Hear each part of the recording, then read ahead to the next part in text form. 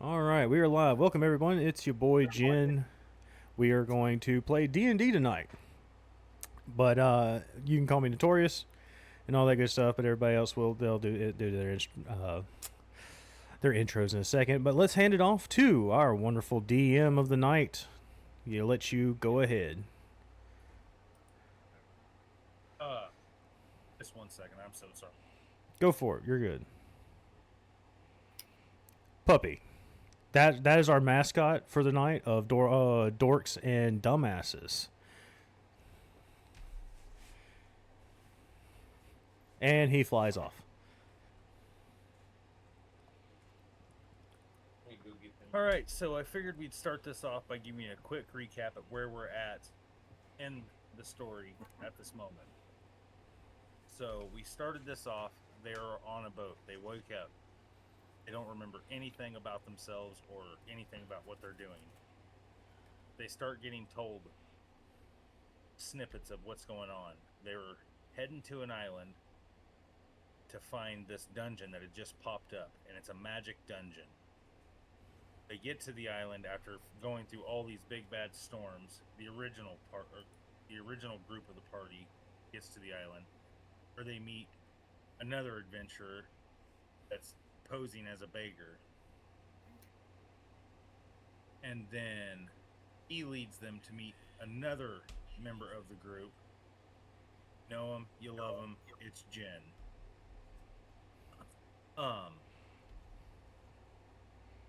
So then they make their way to the dungeon, and they're on floor 15 because that's how many floors have been cleared so far.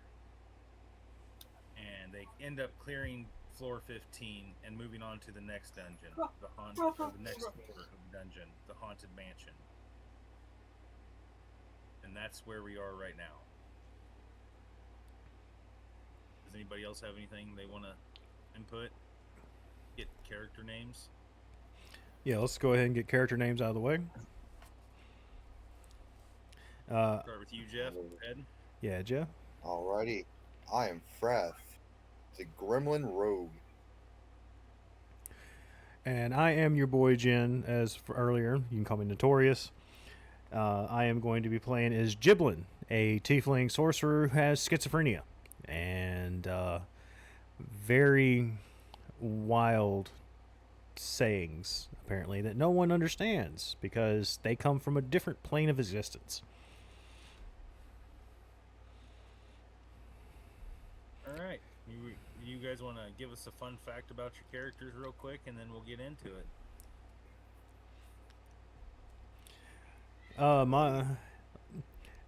Jeff, you want to go ahead or you want me to do it?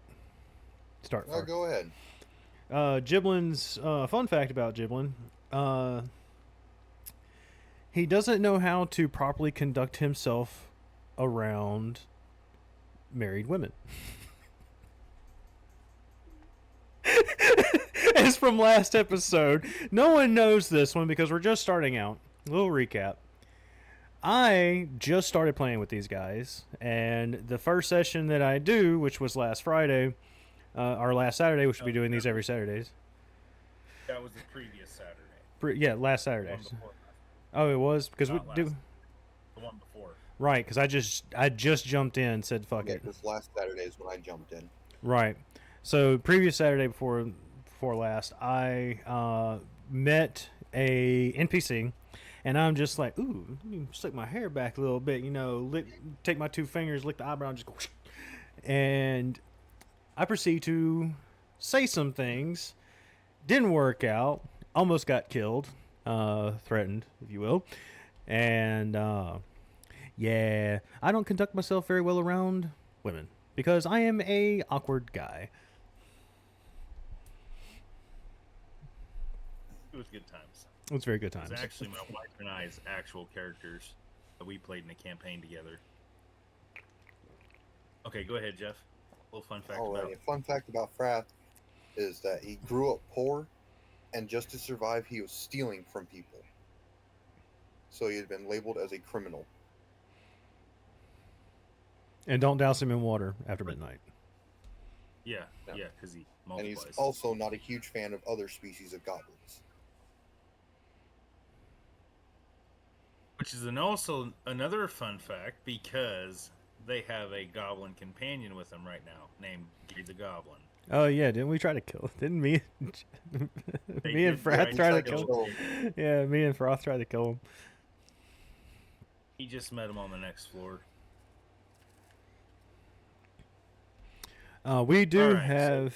Oh, sorry. I was going to say we do have another player. With hopefully he'll be in tonight. If not, it'll just be us three and probably a couple of NPCs. Definitely the Goblin NPC, but we'll see what happens from there. All right, DM, if you don't mind, starting us off with the story. Okay, so you guys are on the haunted floor. Everybody that was with you has teleported back to the inn. That's not currently here with us right now. They just teleported back to the inn. They were tired. They had things to do. Yeah. They were super sleepy. Anyways, you guys tried to make it through a door, and it just kind of like a Scooby-Doo infinite loop door, you know? And then you figure out you have to go backwards to go forwards. But once you get to the next room, you hear motion from across the room. Can I get perception checks, please? That is a 29 and a nat 20. Said perception. Let me get my perception. I got a 17. 16 plus 1.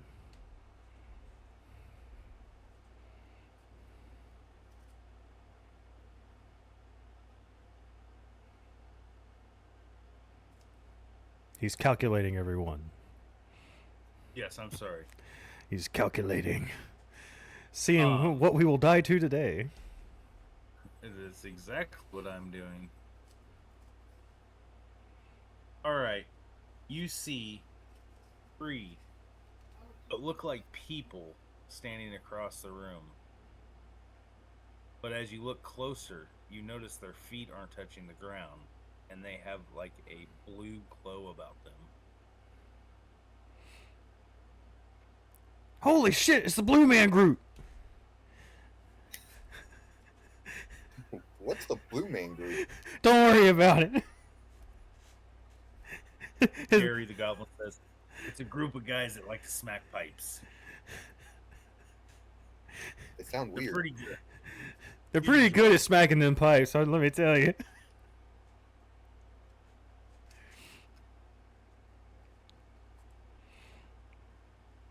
So, I'm just gonna be like, hello? Blue people? You okay? Why are you floating? Is that a spell? Can I learn it? They say nothing. While he's doing this, I'm going to attempt to hide in the room. While he's... Gary says, you guys might want to get out of here. They're about to get real violent.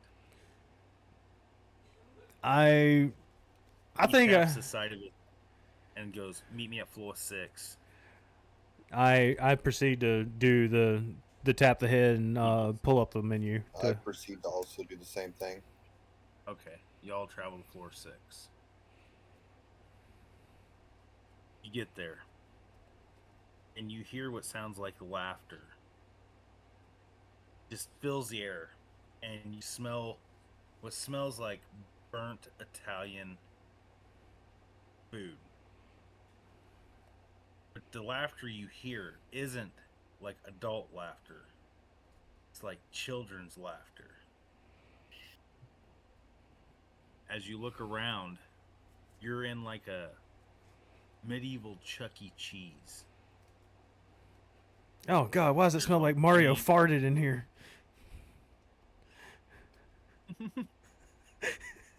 All right.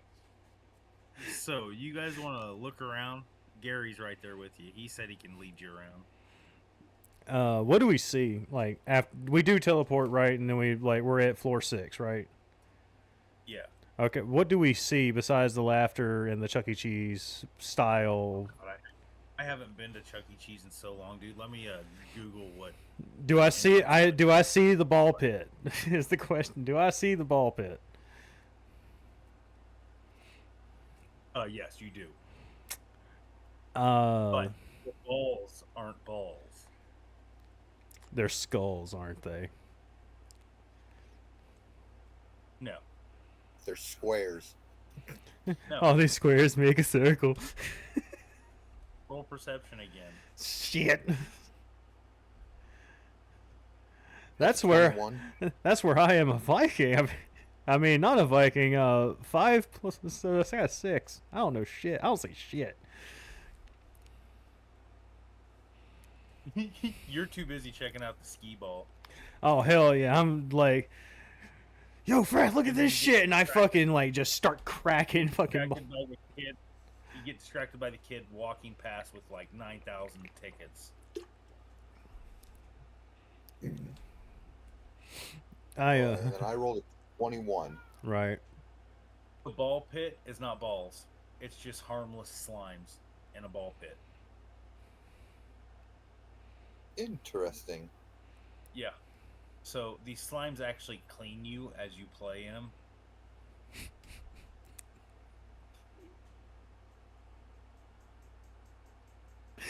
Yep. Why do I go back to my magic game where slimes are self lubricating?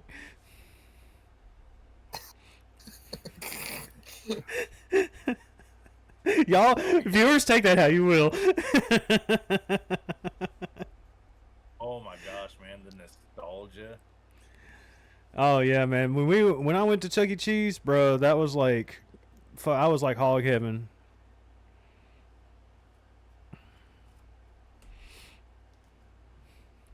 So I see the kid with like with the 9,000 tickets, right? Take me to Dave and Buster's. I've never been. It only went like maybe 3-4 times.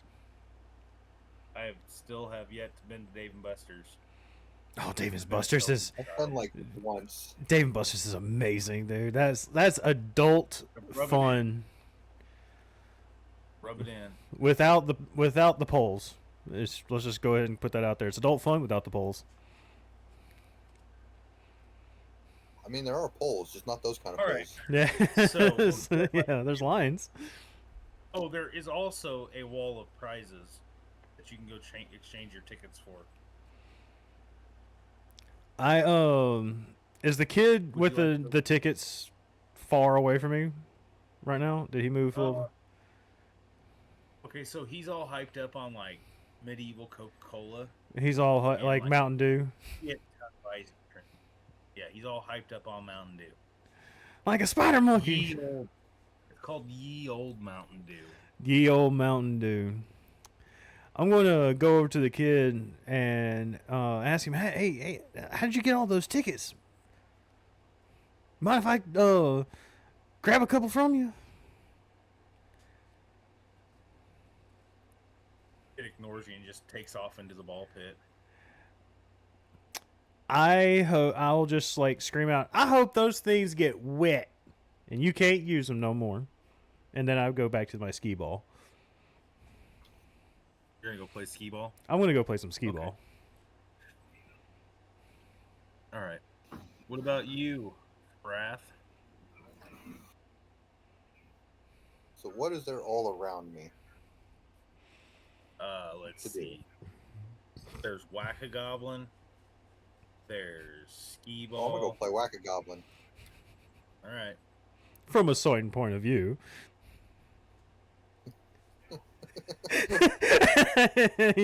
Worded really well around me. You're gonna get some kind of reaction. Alright.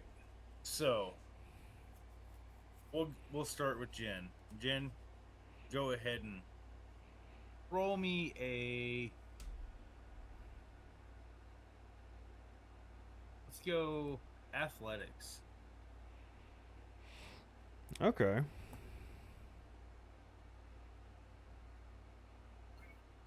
I got a 15.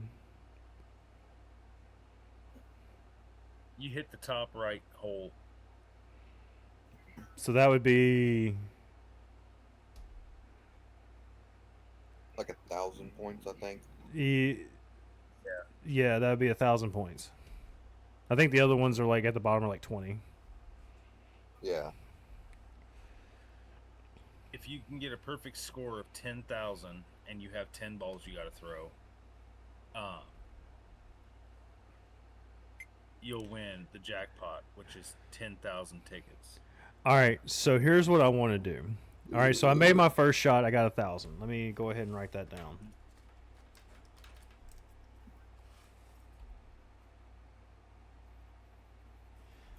I want to. I would like to roll. Dead center's 5,000.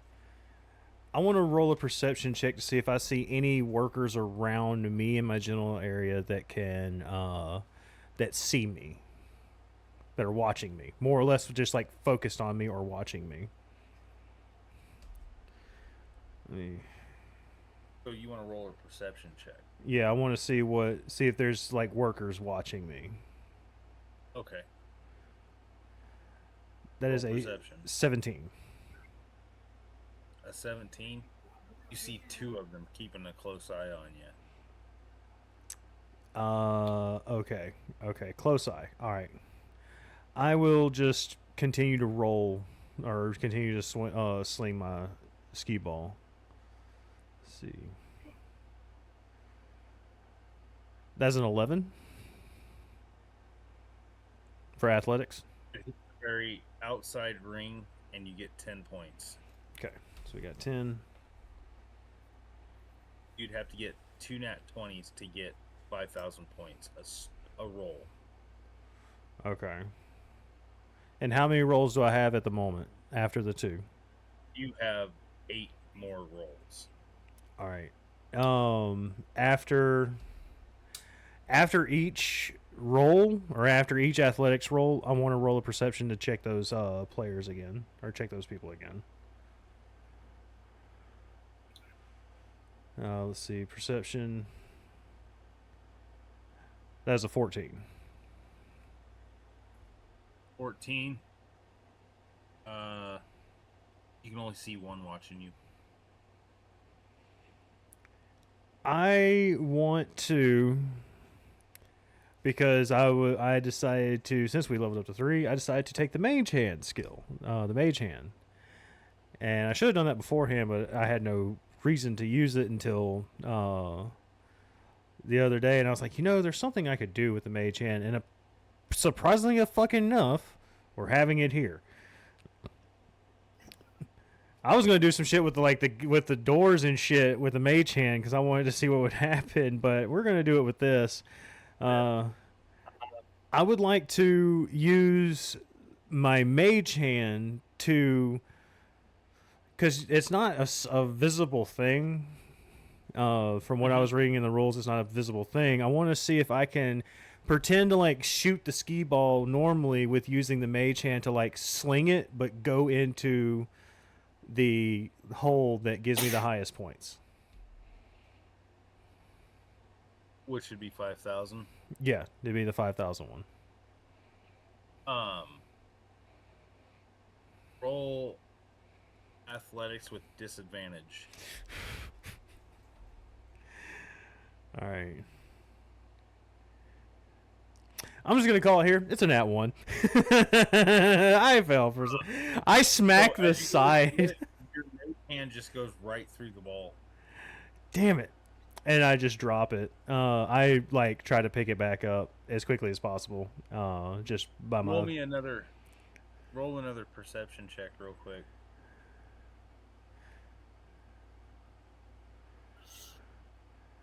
That is a 10. You can't see shit. Shit. You're just completely confused on why your mage hand went through the ball. Apparently, I don't have enough iron in my blood. Don't have enough iron in it. I can't feel it. I am going to proceed to take my next sling. Okay. That is a 11. 11. You land in the 10 mark again. Okay. And do we count that mage hand when a swing, or do I use the same ball? You use the same ball. Okay. It didn't go all the way down the roller. It's kind of like a rollback rule. If All it right. rolls back, you get to do it again. Okay, so 3 out of 8. No, I'll just Come go. on, man. That's common knowledge. Rollback rule. I Everybody didn't knows know. that one. I didn't know. I didn't Oh, think. yeah. That is a nat 20. You smack it dead center. 5,000 points goes up on the screen. You're up to 6,020 now. Yep, I'm keeping it up. So 4 out of 8. Got 4 more 4 more rolls. That is a 17. 17. You hit the 1,000 again.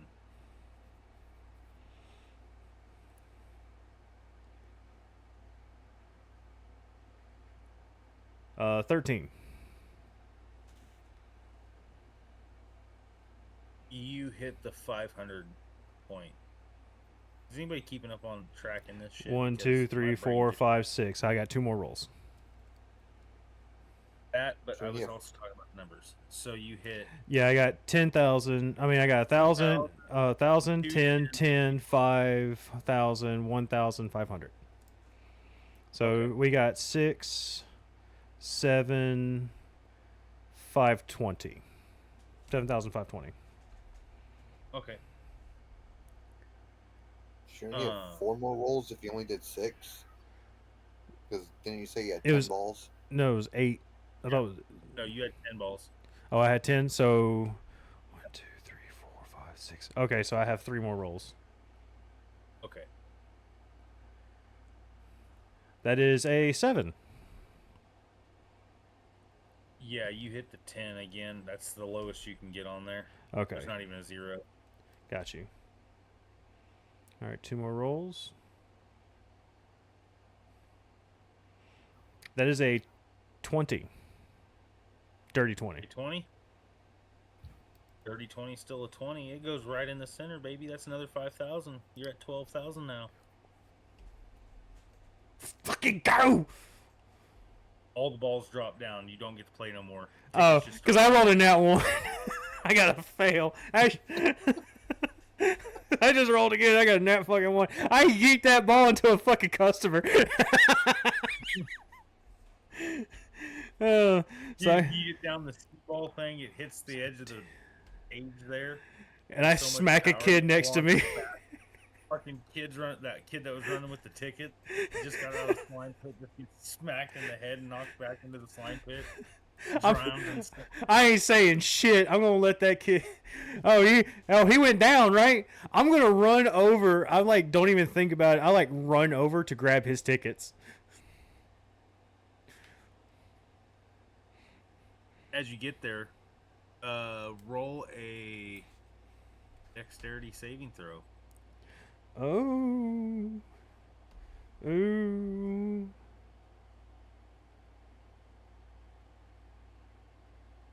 That's a 13. 13. You've been grappled. I need you to now roll a strength saving throw. Oh, y'all are some bitches right now. That is a 16.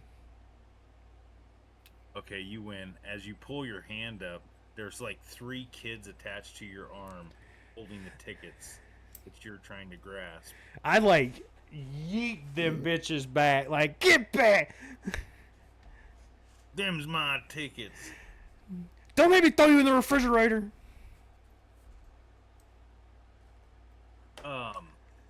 Yes, we're going back to the refrigerator comment. For those of you who don't know, I made a comment about a refrigerator because I do have schizophrenia, and the character I have schizophrenia. Refrigerator knife. And apparently, people don't know what a refrigerator is in this world because it comes from a different plane of existence, not ours. And so I believe everything that comes out of my mouth is from a different world. They don't know that. I do. DM knows that as well. Everybody knows that in real life, but in character-wise, they don't know that. So I started screaming refrigerator, and they don't know what a refrigerator is. Shenanigans and stuff. And then I confused them with Barney's is a man in a suit. I don't know if y'all remember Nope. that one. He's not. He's a real thing.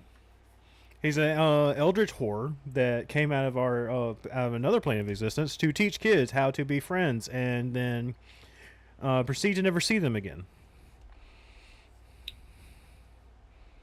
That's true. Yeah. True facts. Anywho's,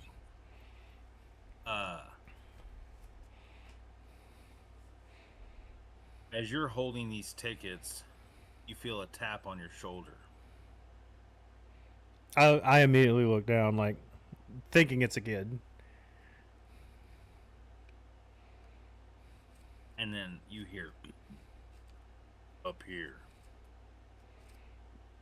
Oh, that's the third leg. I look back up. I look up. You see a roughly 9 foot tall, extremely buff mouse man. Name's Chuck. Why are you taking this kid's tickets? I found them. They were here, and I'm like, well, fuck it. I'm gonna take them. They're finders keepers.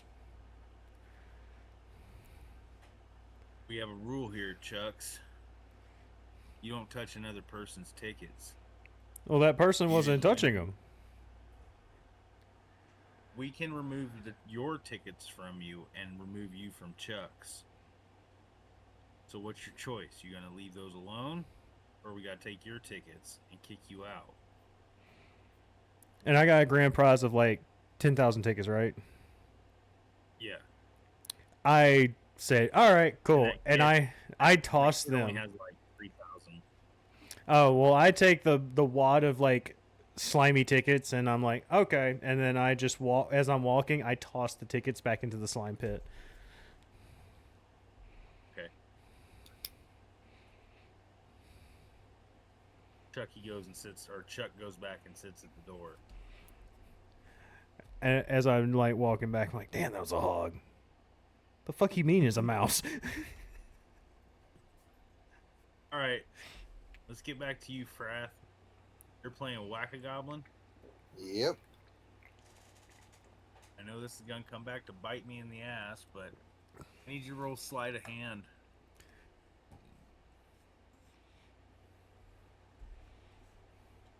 That's a dirty 20. 30-20. Do I see him as I'm walking back? Do I see him playing the Whacker Goblin? Oh yeah, 100%. I like scream out to give him like motivation and like, yeah, you whack off them goblins and. Okay, I need you to roll with disadvantage now.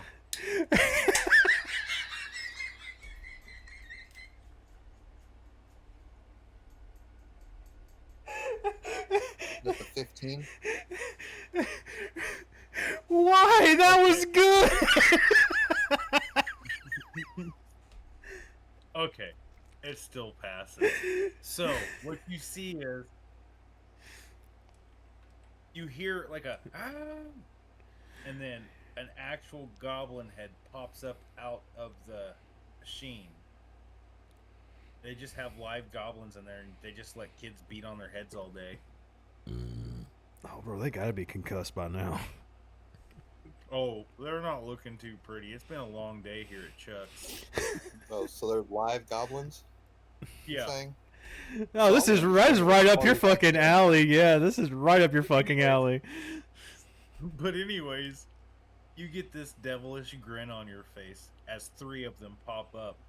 And with the quickness of your little gremlin arm, it's just like back in the day when parents could smack their kids and you'd be on a car ride and your dad had like Mr. Fantastic arms and could stretch all the way back 40 miles just to smack one kid, but he could get all of the kids in one swing. That's what it was like. Just pow, pow, pow. All 3 of them go back down in the hole. I'm going to need you to roll sleight of hand yet again. It's a 13. This is not with disadvantage. You're back into focus here. Was that your actual roll of 13? So it would be a 28 instead. Okay. Alright, that sounds more like it. So it's the same three, but as they come up, there's little, like, their noses are bleeding, their eyes have rolled back into the back of their heads, and there's two more that's popped up next to them as well. And you hit those ones, and you hear a crack with both smacks. And then you knock the other three down that are already down, and yeah, when they come back up, they're not alive. But then again, they've been getting waxed from kids all day long, and one damage is one damage. It adds up after a whole day. So you just finished them off. So now I'm gonna need you to roll sleight of hand again. I don't know. This is like That was 16. I was gonna say I might be able to because I've already by like your first or was it this is like your second round, right? Or first round. This is the third round. I've pretty much grabbed my tickets and I walked back towards you. Is there like a goblin still kind of up? They're getting ready to come back up. Yeah. When they get ready to come back up, I want to help him do something, and this is but this is another rule of cool question.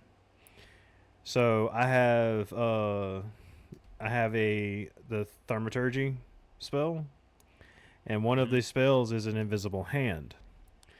The invisible hand is an instantaneously cause a unlocked door or a window to fly open or slam shut. I want to know if I can use the invisible hand to like lock one of the goblins in place so it stays up so he can continuously whack it. They're all already dead. Oh, well then never mind. I was gonna say like he'd give him more points by like me locking one in place so he can just keep smacking it. Still have to play your game to win the tickets. So they're dead, but I can. Can I hold? The question is, can I hold it up to where he can continuously whack it to get the points? No, because it would not count as a point because it's not going and being hit down to pressure. Never mind. But it would have been a cool idea, though. It would have been a fun idea, though. What? But the scoring goes off the timing. And what did you roll, Jeff? A 16. A 16. It was quick enough. You got max score. Machine just starts pouring out tickets. You've got about 5,092. That's how many you have. 5,092. We fucking kicking it. Hey, Smoke. Give me one finger. Any hoozles. Would you guys like to look around, see what other games there are? Yeah, I'm gonna stuff mine back in my bag, and I'm gonna stuff all my tickets in my bag and zip it up where it's latched shut so nobody can grab it. And yeah, I'll look around, see what else I can get a hold of. Where'd you get the soles out of those new shoes already?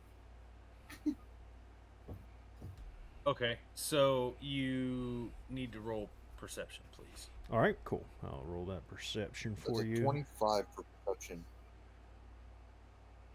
Sorry, everybody. I'm using D&D Beyond, so everything's like a section. So perception. Let's see. Yeah. I got a 16.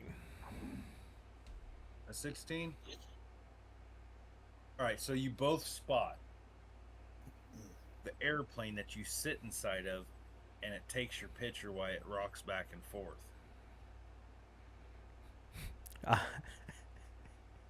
And it's got Chucky in the picture standing behind you, looking all menacing, arms crossed, and just a mean face.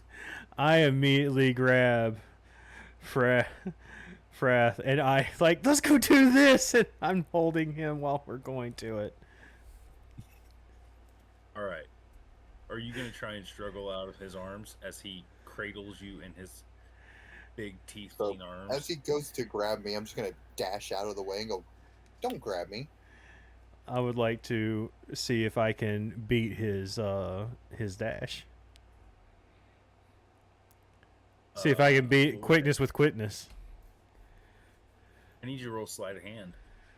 See if you're faster than his dash. And Jeff, I'll need you to roll acrobatics.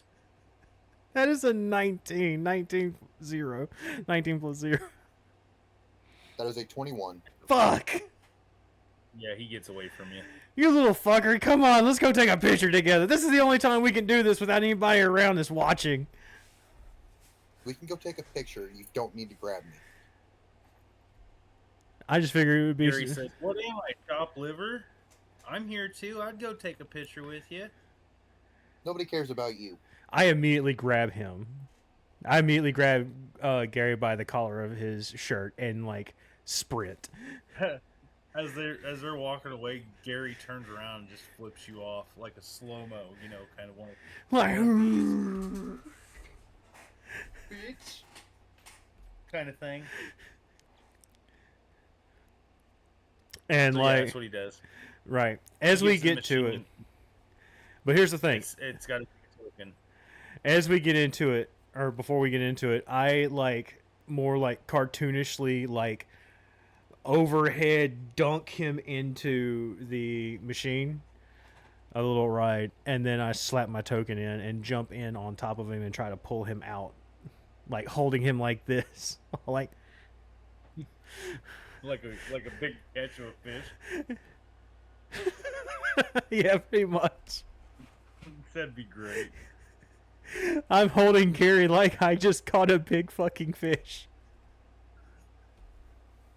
And Gary's just like Best picture ever. doing the fun. Hey. I'll throw my thumbs up too, like... As it's rocking back and forth, Gary's starting to get a little seasick.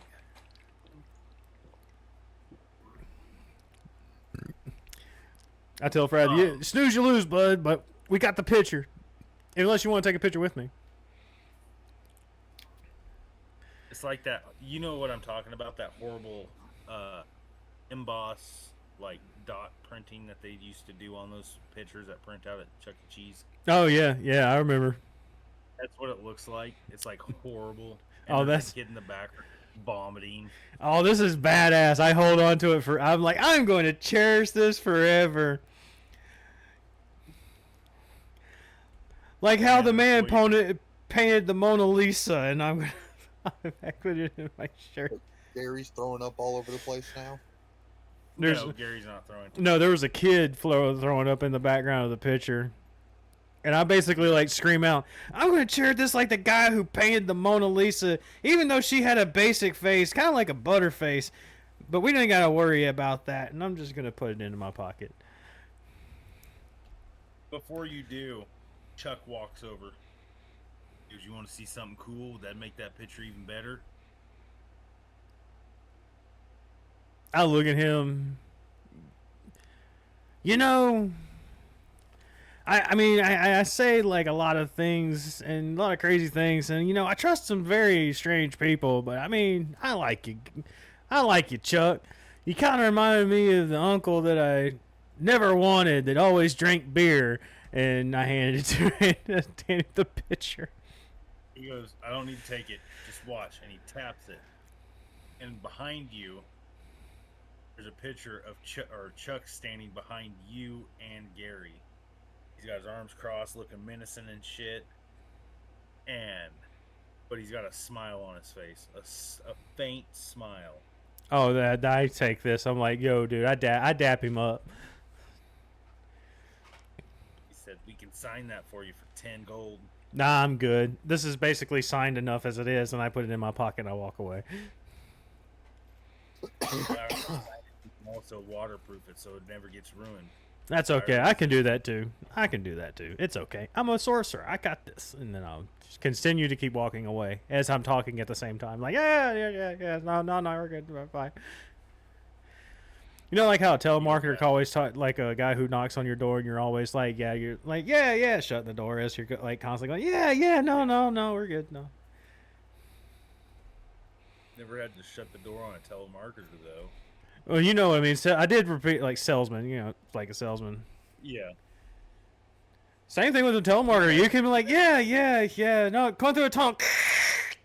Start it off. It's tight shutting the door. Yeah. Exactly. I'd still shut the door on a telemarketer. I don't give a shit. Put my phone outside. Fun fact. I'm done with that. Fun fact, back in my days of living in Colorado, I was a telemarketer. I was the guy who made the phone calls. Well, fun stuff. That was, dude, we didn't do shit. All we did was sit in the office, call people, and play hacky sack. That's literally all we did. That was the game back in high school. Fucking A, dude. Like, it was fun. And the fucked up part was those bitches never paid me for the work I did for like a week straight. And I had to like, I had to get a lawyer involved with them and to even get paid for like the minuscule amount of work I did. Like, the fuck. Sounds like no fun. Okay, so you guys gonna try and get more tickets, or you both have enough to buy the max level prize? Yeah, I'm pretty much good to go. I'm ready to rock it out. Yeah, I'm pretty much good to You go. get more, okay. So I need you guys to walk up to the prize counter and roll perception. That is a I'm 23. gonna go- That is a dirty 20, 19 plus 1.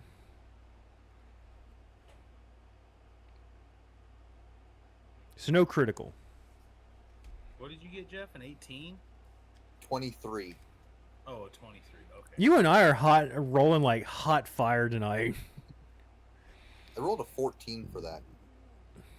That is beautiful. Both see on the top shelf there are two, each costing 2,000 tickets.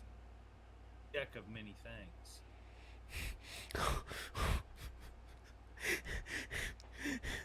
As a guy with schizophrenia, I must say, that is a hard yes to my problems. 2,000 tickets disappear from your ticket reel. Yep, I immediately buy. I'm like the guy slamming my credit card down, like here. I don't want images. I want all. Yeah, poop. So I have in my possession a deck of many things. Yes.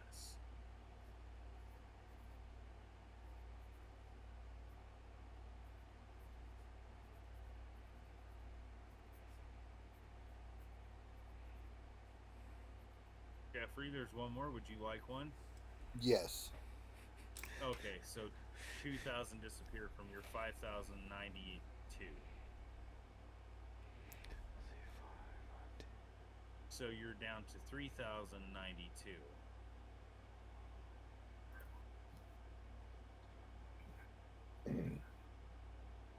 What else is You, up on this sir, are- prize wall? I'm looking for cool things. Hang on. Okay. Neither of you have a bag of holding because you weren't from the original group that started that night. I just have my big, basically my There are- big backpack. There are two bag of holdings up there, both for 1,000 apiece. Okay, I'll grab one.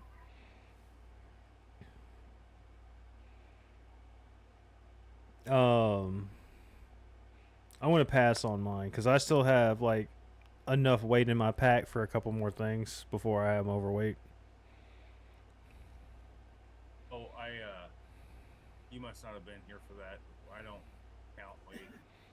I pack for like whatever is like in my backpack itself because I go by points. So, you know what a bag of holding is, right? Yeah, I know what a bag of holding. Everybody knows what a bag of holding is. So you just shove your backpack into the bag of holding, and guess what?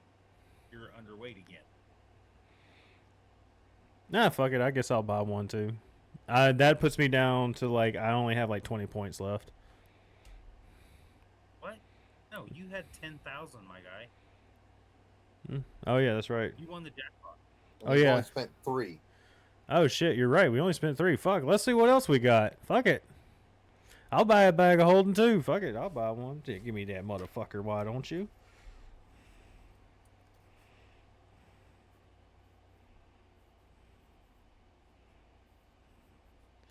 Hey, Frath. You gotta admit, by the time everybody else gets back, we get to rub this shit in their faces. Yeah, you're right. Yeah, give him a high five. Well, in this case, a low five. Extra low five.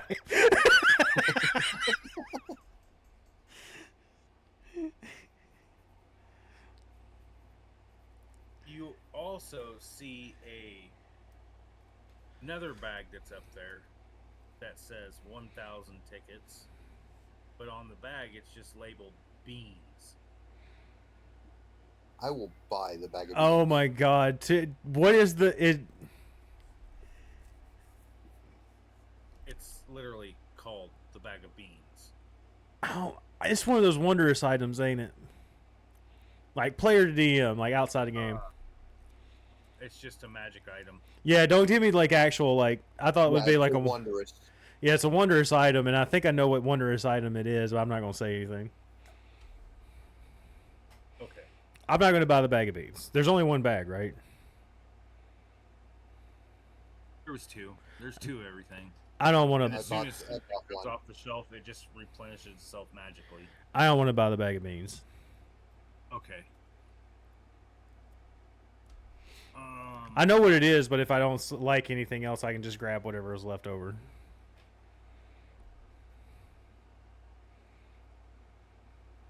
I have 1,092 remaining.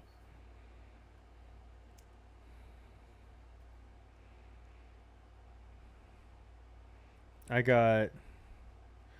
So after the deck and the bag. You got 7,000. 7,520.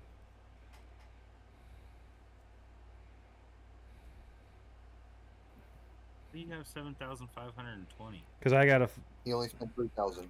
Yeah, I only spent 3,000. So you would have 7,000 left. Out of because Oh no, you did have 520. I actually have 530 because So I got 2 10s and a that was your 5,000. As soon as you hit the 10,000, that was the jackpot. Oh, that's right. Yeah, no. So I got the 10,000. I got the 10, yeah. So I'll be at 7,000. Yeah, my bad. Sorry. Yeah. I'm running off of score. Okay. Like a dumbass, I'm running off a score. So I'm at 7,000 left. There is 2 swords up on the wall. One of them is called the Dancing Sword. The other is called Moon Touch Sword. Do we, as a sorcerer, before you start buying anything, There's descriptions on them underneath. Can I perceive the descriptions or get those descriptions of them? Yes. Yes. It's written in bold, colorful writing so kids can read it too. But these are like legitimate good swords. Well, why the fuck do kids be? I'm looking at this. Why the hell would kids buy this? Why do they have this in a kid's place? You know, it's just for fun. We used to have some swords of Cass in here. No. I got one already, and we're good friends, but at the same time, I think he talks behind my back. The dancing sword, what was the other one? What is it? Do what, buddy? There was the dancing sword. What was the other one called? Moon Touch. Moon Touch.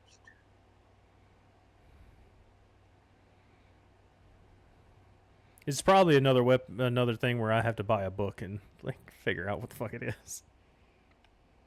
Actually, you can just search it on Google. That'd be easier, and you wouldn't have to pay for nothing.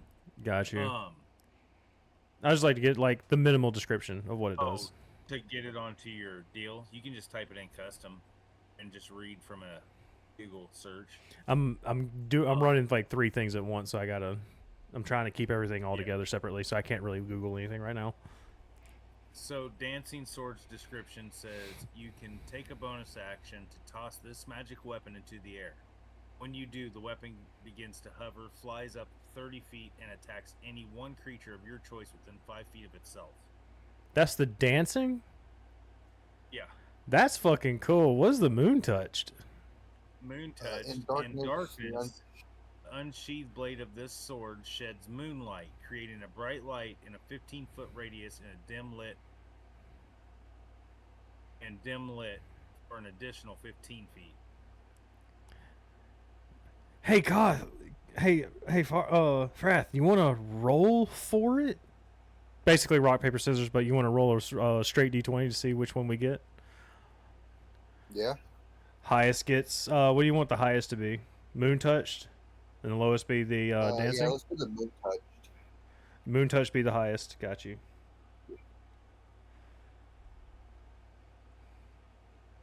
I got a straight 12. Well, I got a 5. I guess I get the moon touched. That means you get the dancing sword, sir. So the swords are 500 apiece. Okay. So that would mean I'd have And from what I 2,000. was reading, I'm gonna choose it to be like a rapier.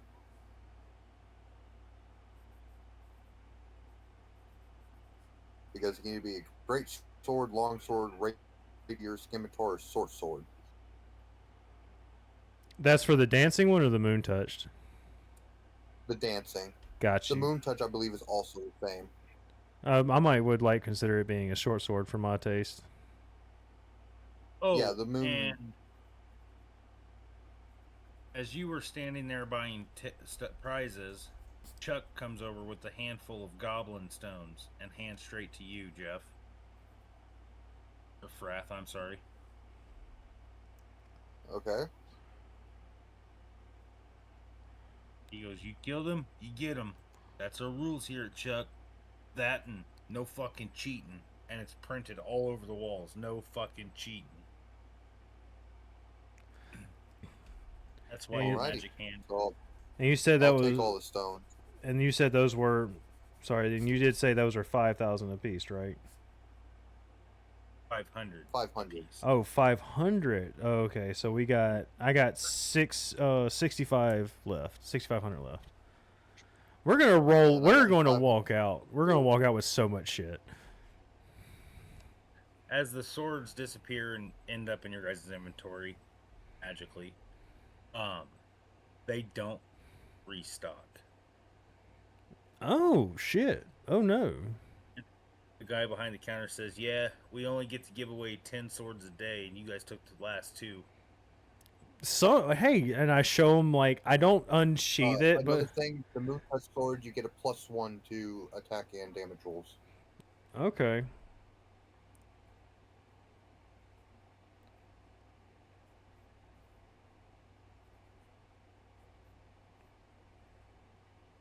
You do what now? I show him. I don't unsheath it, but I show him the sword of Kaz, and I'm like, hey, look, you said something about the sword of Kaz. I got one of them, and I put it back. And he's like, "Wait. Let me copy that real quick." No, I'm good. You don't Do want this. And he reaches up and grabs a deck of many things and hands it to you. I'll let you have this. Fuck it, but I get the original. And yeah, of course. Yeah, that's yours. It wouldn't let me touch him anyways. So I grabbed the deck of many But, things. So I got 2 of them He goes, now. "Hold on." He goes, "Hold on. I got more." And he turns around and he just turns back around and he's holding a basket. They're slime companions. Holy shit! Yes, you get to copy the fuck out of this sword, bro. He's like, "Hell yeah." I'm like giddy as shit. He hands you a business card. On the business card, it just says Dave. That's the only thing. His business card is Dave. No number, There's no no nothing. number, there's nothing. You flip it over on the back, it just says Dave again, and that's it. So basket of slime companions. There's 10 of them in there, all of different colors and variety.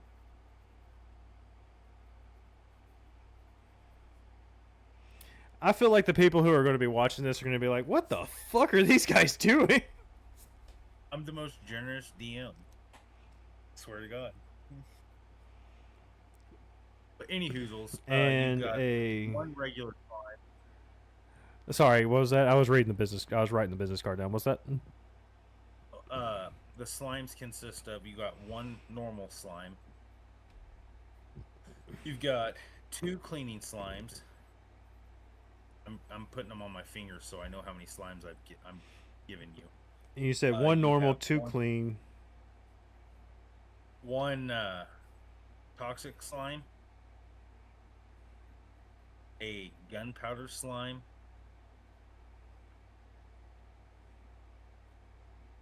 a hot slime, a metal slime, and 3 healing slimes.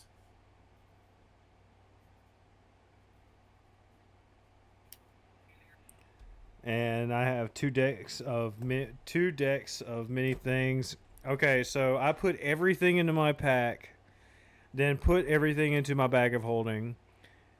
Put it on my belt, tie it securely onto my belt, and then I take the sword of Kos and I'm holding it in my hand, and I'm like, "Do you need me to unsheath it, or do you need me to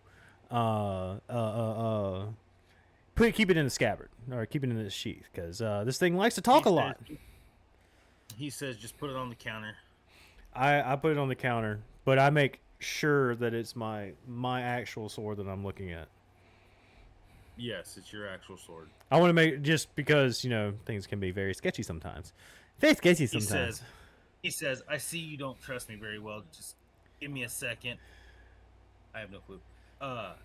He says, just give me a second. I'll get somebody over here. I feel like you don't trust us here. No, I feel like I trust you very well. It's just I have issues. He reaches one hand up in the air, then he reaches the other and snaps. Just like that.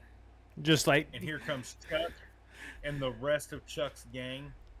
So you got all the people that's at Chuck E. Cheese, right? All the little other animatronics. Like, I think there's a duck, right? Don't mind me. I trust you. It's just I have separation issues because he's my friend now. But they're all jacked, dude. They're like all swole, and they're like, nothing's gonna be astray here. Nobody's touching that sword. Do the copy. So he just like waves his hands over it and goes, "There you go, done. Take your sword back now." All right, and It's nice seeing you, Cass. I take the sword and as you grab Cass, he's like, "Tell him it was nice seeing him." And I like put I feel like that I don't fully understand the whole like telepathy thing, because as the character that I am, as my character, I'm like, I don't understand fully the whole telepathy thing. So I hold it to my ear and I'm like, "Is that you, Pointy? Is that you, Mr. Pokey? Are you there?"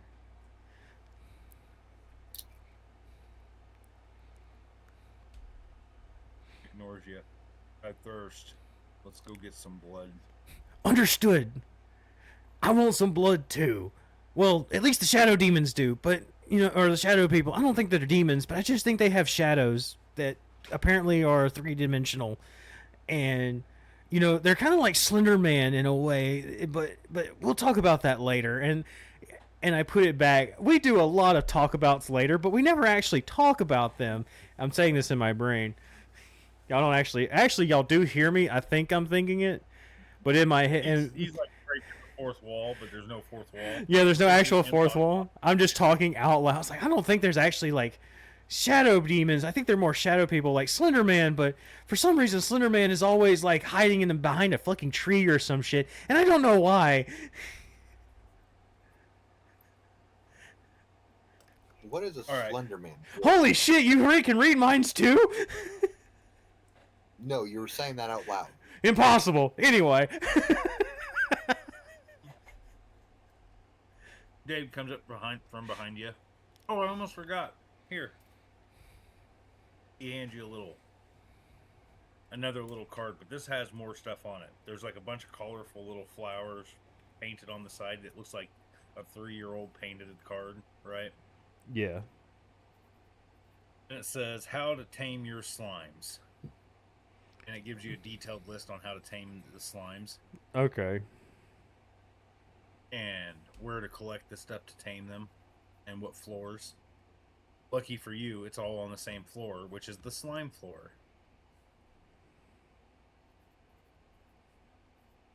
Because right now you just have, like, dum-dum slimes. They won't move, but They're also not tame. Right. They're not tame yet, so I have to tame them to use their ability, their properties. And the toxic slime would not be fun to touch until you tame it. Got you. I just threw everything into my bag of holding at that point. I wouldn't throw the slimes in there. Okay, then they're not in there. Oh yeah, because they're living. They have to live. They have a breathing. There's like a breathing moment. So yeah, This is outside the game. This is just me talking bullshit. You know. Yeah. There is a lost dwarven race that lives in a bag of holding.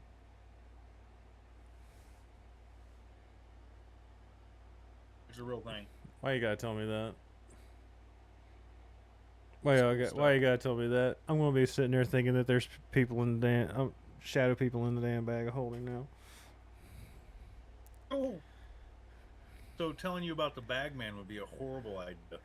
Yeah, like as the character, you'd have to not tell me about the Bagman. Me as the player telling the DM, don't tell my character about the Bagman. Because my character's gonna flip the fuck out. He already flips out when it's. I'll give you one better. I won't tell you about it. I'll introduce you to. Oh god, this is gonna be great. This is gonna be great.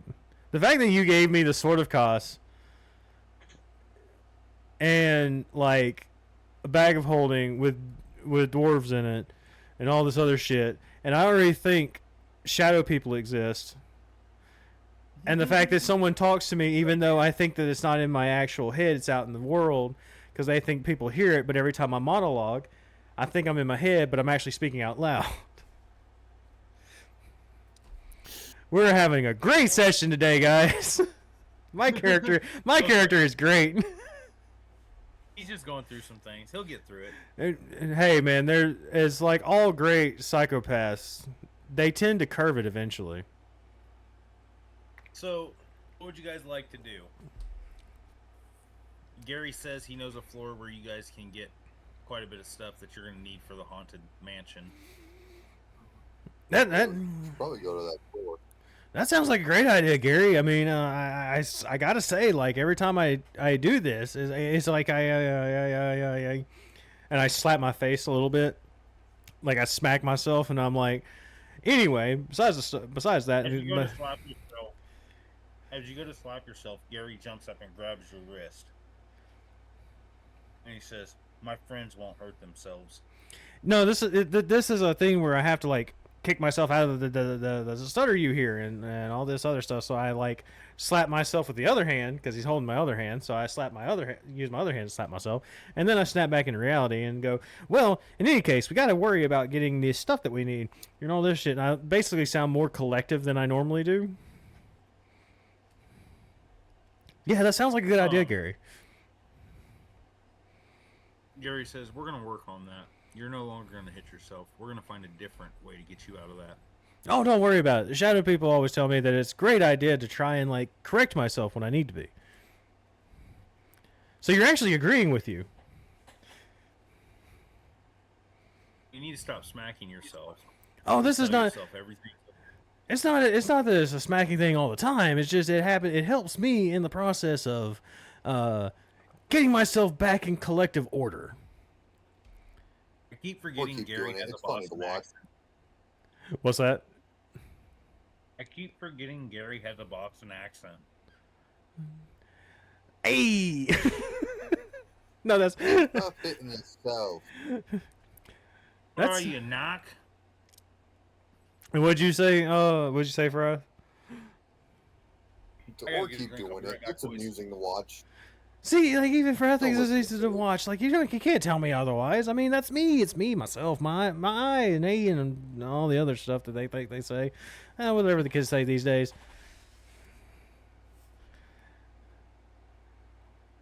By the way, Gary, did you know that refrigerators are very good at like preserving meat? I never knew that until earlier, a couple days ago, when the session started.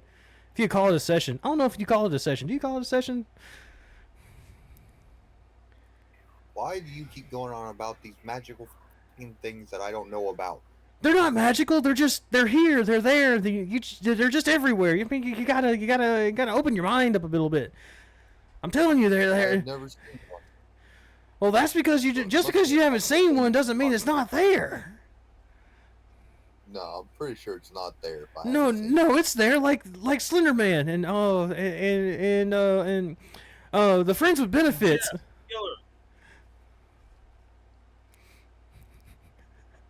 Okay, so we're going to Florida to get you stuff to go to the haunted mansion. I think I don't know if you heard that or not. I heard a little bit of it. He asked if Gary it wasn't says, there. Sorry.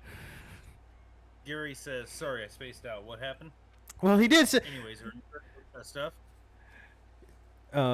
Yeah, I think we're done with grabbing all the stuff. But I did. Well, actually, I still have a little bit of tickets left. I'm gonna go ahead and grab the bag of beans. Because there was nothing else to really grab, was there? Actually, there is. Because I still. Little erasers, little pieces of like old turning white Tootsie Roll. I'm just gonna grab the bag of beans, and then that'll be all I get. And then I'll stuff the rest of the tickets that I have left in my bag of holding. Yeah, to do the same thing. All right. You guys are planning on bringing the boys back to Chuck's, huh? No. Hey, Frath, do we actually hold on? Frath, do we really need to bring these guys back? I mean, we have all this stuff. They got to actually know about it right now. But in other words, we basically have like secrets among friends. Yeah, we just keep this to ourselves and don't tell them about this. I can already tell me and Frath are going to have like a great friendship in this campaign. So we're on the same track of some shit. Like the shadow people always say, you never tell your friends anything until it's prevalent. I was just always told to never tell anybody anything. Yeah, because it's never prevalent. Exactly. It's like, yeah, just like giving the finger goes like, yeah. Yeah. Gary pulls you off to the side, Giblin, and he's like, "Hey, don't try so hard to be this guy's friend. He's been insulting you. You know, I don't think it's very fair." That's okay. Even people in my mind tell me the exact same thing, but to be fair, everyone is an idiot.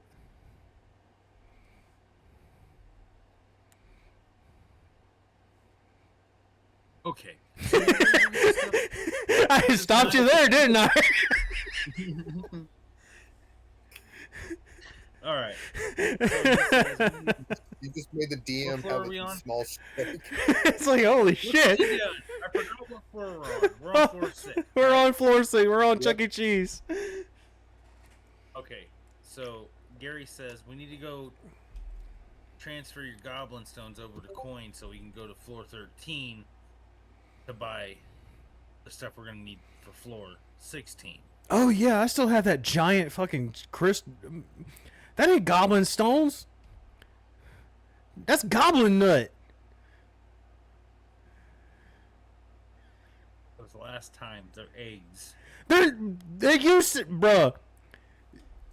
Gary, let's. The pools were the nut. The pools were the nut that we tossed the eggs into.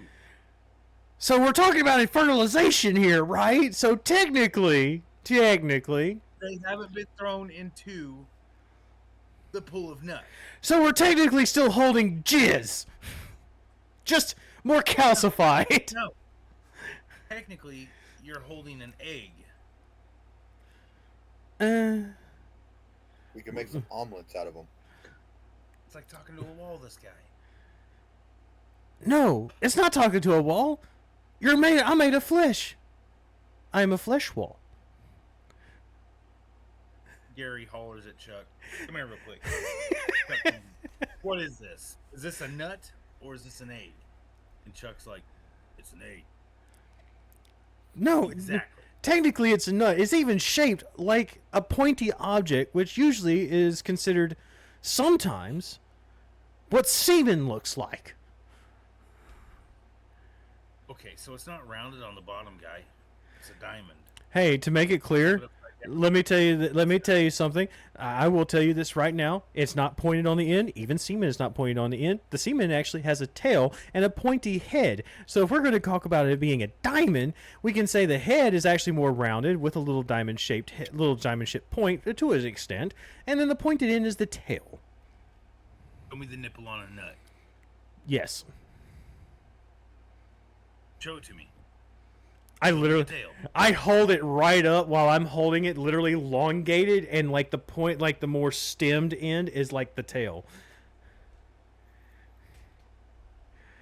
I'm gonna walk up, go, Chip, let's drop this, go get him exchange for coins so we can get our stuff.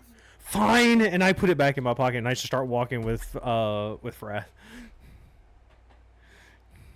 Gary says, "We'll see you later, Chuck." Chuck's like, "Later, little man." I'm pretty sure Chuck is And- just like baffled by who I You am. guys teleport- I know Gary is. D is very baffled by who I am right now. Yeah. Anyways, you guys go to level 4, level 4. It's like just a giant bank. And when you teleport in, you're like walking in through the rotating door of the bank. As you step through, you see a line. There's probably like 40 people in line. I nudge And Frath for a second. What's up? You know, I hate to say this, but you know, sometimes this kind of reminds me of a motion film I remember. Like, I don't know. I think the actual name of the bank was called Gringorts or some shit like that, and it was ran by goblins. Are you gonna be okay in here? I might. It all depends on what they do or roll say. perception. Me or him? Both of you. Nat 20. So 29.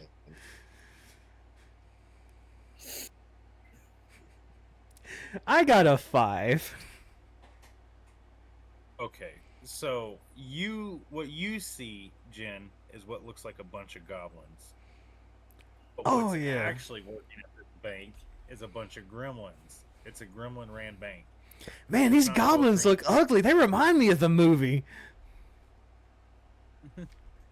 It's not Gringotts. The bank is called Chase. Chase. But instead of like blue squares like Chase has, they're green octagons. Oh, I guess Chases are octagons. Never mind. So they'll be green triangles. And also Tricell, if anybody knows that one.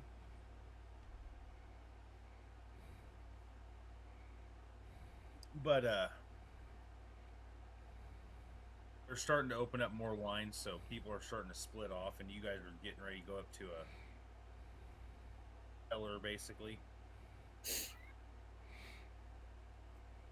I like what's the short? I like nudge Froth to like the shortest one, and we like rush to it. I was Yeah, about to there's say an I just open stealth one. through the line to get to the front. You can. I like fucking disappear on me. You know, every time you go to nudge Frath, you do know he's like what, 3 foot tall, and you're 3.5 way feet. over him.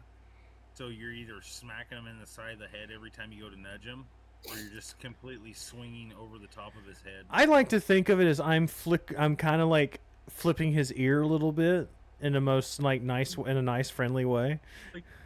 Hey, buddy. Like hey guy, look over there, bro.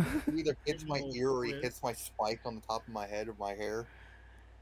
Like give you a nice little breezy touch. Just a Well, So technically, you guys I'm hear like, a gruff- you guys hear a gruff next. alright, go. I'm talking to you, dumbasses. Next. oh, Frath, you go ahead. He apparently you know him. I'm gonna go up there.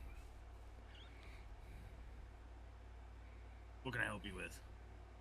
I like to exchange all these goblin stones for coins. I need to see your adventuring party card.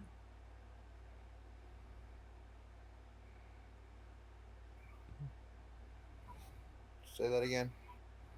I need to see your adventure party card.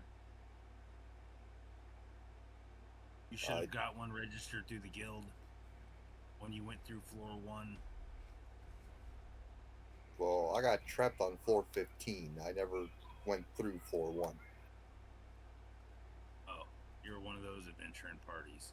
Alright, well, you'll have to go get registered on floor 1 before I can exchange this. A question to the DM: would I have one of these since I've kind of been here for a while, or no? That would be impossible. No, you went straight to floor 15. Right. Okay. So same boat. Got you. All right. Yeah. Back to role playing. I overhear all of it, right? Yeah. Yeah. 100%. Hey, Frath, I got an idea.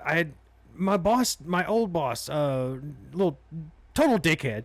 I got an idea. We can go back to floor 1 because I actually forgot about this too. I remember that my boss was telling me about that we need to get one of these.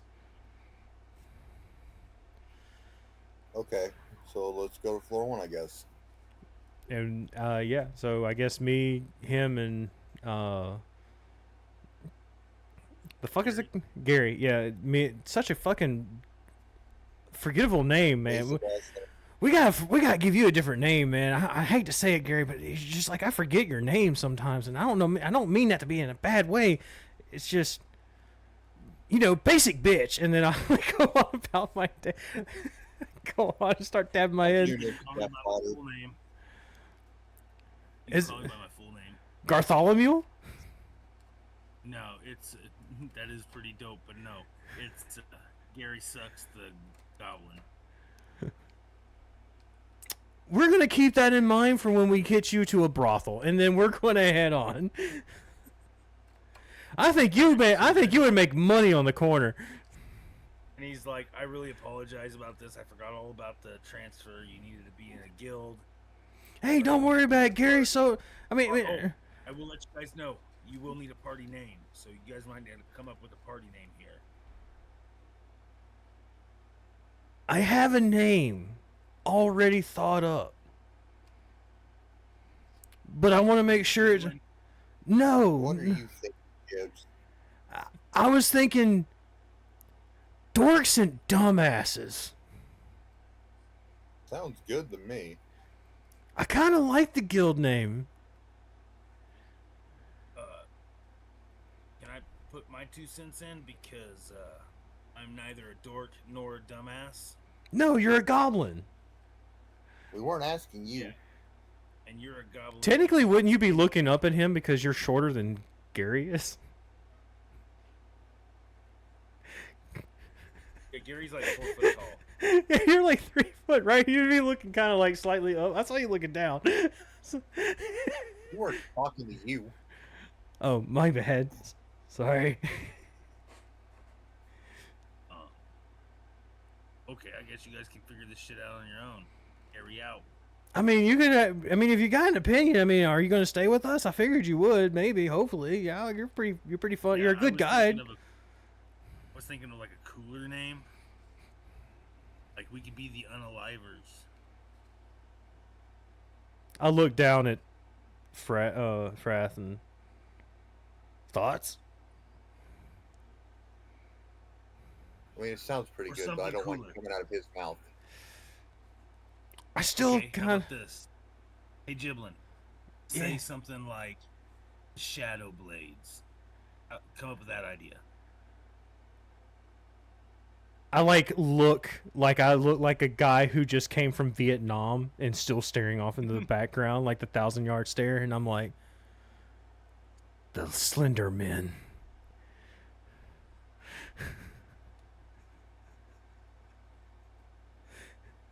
I kind of like it. I like it. I snap back to reality, huh? What? Oh yeah, I like that too, and I didn't know what they actually were saying. I don't know. Let's go to floor 1. I tap my head and I go to fucking floor 1. Yeah. Gary's like, I fucks with that. Fucks with that. 100%. All right, y'all go to floor 1. And they're like, welcome to the dungeon. Get your party set up over here. Oh God, it's an guild. intro. I thought we could press start to skip this. You skipped the tutorial, you fools. Now you don't know how to dodge. Okay, anyways. Frath, were you about to say something to me? Because you looked at me pretty weirdly. It's probably my wife.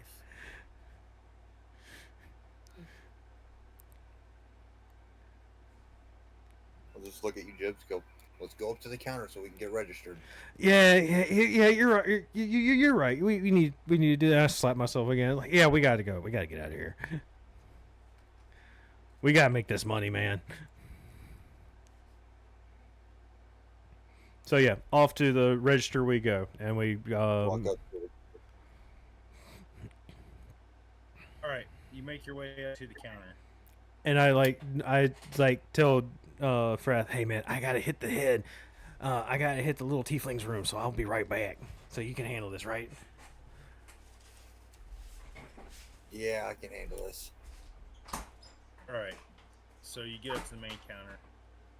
It's a young kid, and he's like playing with a flat crystal, just like running his fingers across it, giggling. Kid, are you even old enough to work here? He ignores you, just playing with this crystal.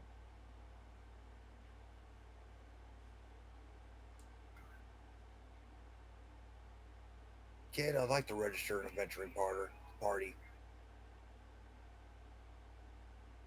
Just nothing. Talking to a wall.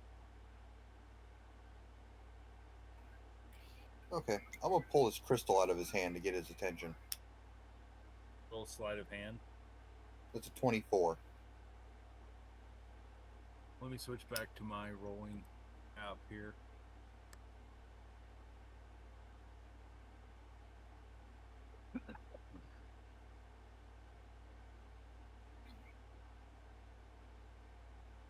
Doesn't beat this kid's 26 strength.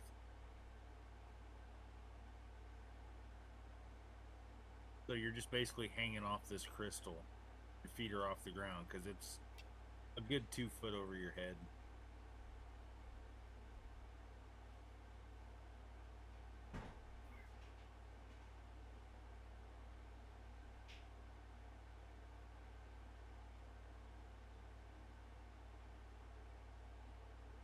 Gary comes up and says, would you like some help?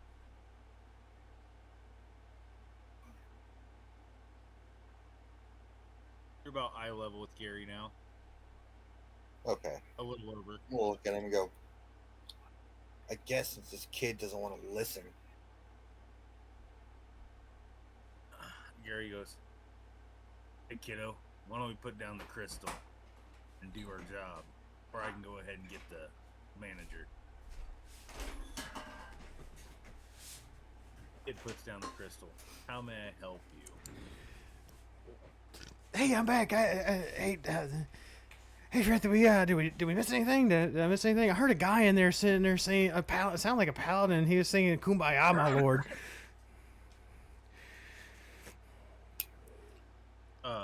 This kid was ignoring the party. Why would you ignore me? And then I walk says I'm walking back and I tell everybody the Kumbaya story. It takes like 20 minutes holding up the line. So did we get a registration, or is this asshole constantly not saying anything to us? Constantly not saying anything. Hey kid, He actually did just say, how may I help you, sir? I'm here to make a registry on our party. Okay. How many's in the party?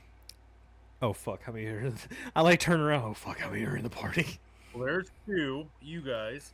Well, we The Grung. And for right now, the elf. There's technically there's 5, but technically 6 because our homeboy over here got the Goblin Man, G-Man over here. Gary the Goblin. Well, Gary sucks the goblin. Gary sucks the goblin. He used to work on the corner, apparently, from the name. Don't judge him. Anyway, so technically 6. My good guild friend here. Okay, so he's writing down 6, and the first names of everybody in the party. And what would you like your party name to be? I like have that pensive stare again. The Slender Men. The Slenderman. Ooh, that's kind of creepy. I like it. Yeah, they staring this. they apparently pop, and I'm like still staring off in the distance. Yeah, they pop out of fucking trees.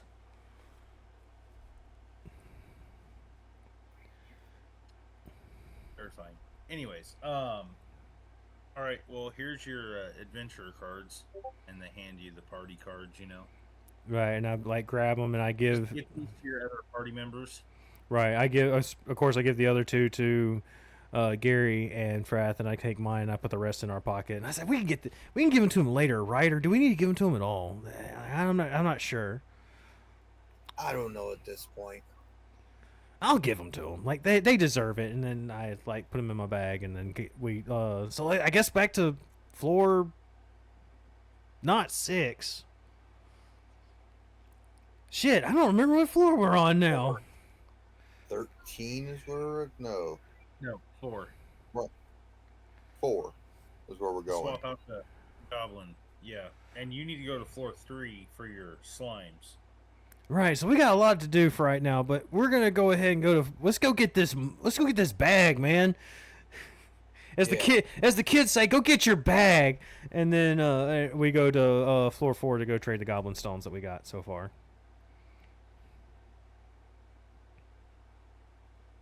Gary goes, let's make this sourdough, if you know what I mean. And you guys go to floor 4. You come back, your same line is still being held up for you guys. Oh shit! Cool. All right, we gotta hurry up, man. We gotta make sure these people get what they're doing. You know, or fuck them. Either way, it doesn't matter. Fuck them. Little column A, little column B, and then I scurry to the teller, and like, I'm here to give you all of these goblin stones for money, and I pull out the ones that like the 20 that I had, and the big one from Krinko. Okay. Oh yeah, we didn't tell him that you guys killed Krinko. Oh yeah, and I like, yeah, we didn't tell him that, did we? We didn't tell the people that. You didn't tell chat that, no. Oh God, yeah, we're shitty at yeah. Well, okay, so pause. We killed Krinko in our last session. Krinko the mob boss, but Krinko the Jizzmaster 4000 in this campaign, I'm guessing. 100%. Yeah, because all of these stones were coming for him. He basically was raw dogging it. I'm pretty sure he needed lotion by this time. I mean, a breather at best. They call him Krinko the Blast Master. Troops. Anyways, let's as you're pulling out all these stones, he goes, "Wait, you killed the boss to floor 15? You guys are Yeah. the ones who cleared it?" Yeah, I shot him with an ice knife and turned half his body into ice. And this guy fucked him up too. Not what you called it. Call it what you actually called it. I turned that motherfucker into dust. What would Giblin throw? It wouldn't be an ice knife. Oh yeah, it was a kitchen knife. A refrigerator. No, it was a knife. refrigerator. Oh yeah, it was a refrigerator knife. Yeah, I threw a refrigerator knife at him. I mean, it's what you use when you cut ice up and everything into like nice kind of squares, and you put them into shot glasses, and you give them old whiskey, like some good old Southern Comfort. I don't know if you know that, but or know that brand, but What you use is the ice dagger. no, it's called It's called a kitchen ice knife, refrigerator knife. It refrigerates you. You'll get there, buddy. You'll get there. It's not nonsense. It's a refrigerator knife. It's cold. It comes from a refrigerator. Who, me? Remember how many goblins you had? Yeah. 20. I had like full on 20, and then I grabbed the Krinko one. Okay, so you have 21 total, and the Krinko one. 20 total. Krinko making it 21. Okay. Yeah, 20 total of the regulars, and then the big Krinko. Okay. So each of the regulars are going to be worth 1,000 of the dungeon monies, and then you can go back to this floor here to exchange dungeon money for real world money. Yeah. But you're going to get 10 million dungeon money. You're going to get 10 million of that. It's just little gold coins that have the floor plan of the dungeon as its face on it. Yeah. So from what I understand, you can like make this. It Then makes I've up like never a actually face. been told how many goblin stones I have. Well, I said at the end of it last session, you each got 10 goblin stones from feeding Krinko. Yeah, and I was able to grab a And bunch plus of them. all the- Only Giblin got the Krinko stone. And then I got But 10 plus whatever I got at Chuck's. Yeah, because technically we all got 10 each from the beach. Total. so how much dungeon money did I just give you? 10 million? You gave me 10 million. We each got. So as for reference to finish out what we were doing, me, Corvix, and Frath wound up getting about 10 each from the beach when we met Frath. Then we got 10 more each from the battle, and then I got the Krinko because I killed him. Because death. So each million of dungeon cash or dungeon coins is worth 1,000 gold in the what the fuck is it called? Faerun? Yeah, D&D land. yeah, D&D land. So 1 million dungeon coins equals 1,000 gold coins. Can we do that here, or do we need the dungeon money to buy dungeon stuff in this world or in this dungeon? You don't need the dungeon money to buy dungeon stuff. So I would like to transfer half and half.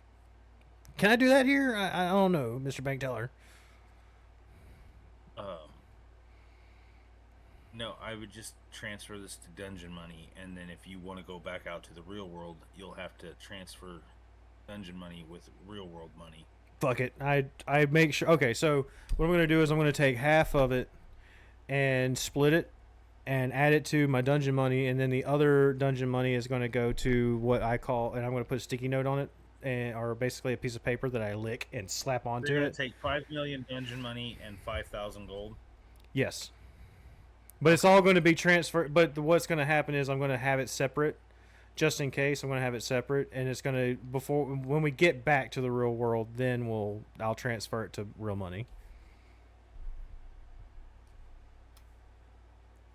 Okay. So you get your money. You get the 5 million dungeon money and the 5,000 gold. And when you guys go to leave, you can transfer your dungeon money into real money. And then when you come back, you can just transfer all that real money into dungeon money. That's not going to get confusing at all. It's like a self-sustaining It's like a self-sustaining economy down here.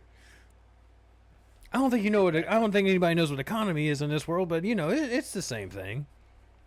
All right, so Gary says, "All right, we're all set. We got our dungeon money." Or dungeon coins. You got 5 million dungeon coins. And Frath, what do you have? Yeah, it's your turn now. Frath has 5 million. Okay, so we sped run that one. Gary has 100 million dungeon coins. He goes, "I've been collecting these bitches. I've been waiting." You want to gear up with us and like go kick some ass? He says, "What you talking about? I'm already geared up." And he. I mean, that shows you- mouth is very geared up since your middle name is Suck. I mean, I bet it's very geared up. But I mean, we gotta. You might need It's a a weapon. family name. Do not disrespect it. I mean, no disrespect. I'm just saying, you gotta. That's a compliment where I'm from. At least it's spelled the cool way. SUX. Oh, so it's spelled like the thought world. I'll see you later. And he goes to floor 13. Do we go to 413, Frath, or no? Should we? Fuck it. I guess we'll go to 413 with him. We'll bounce out with him.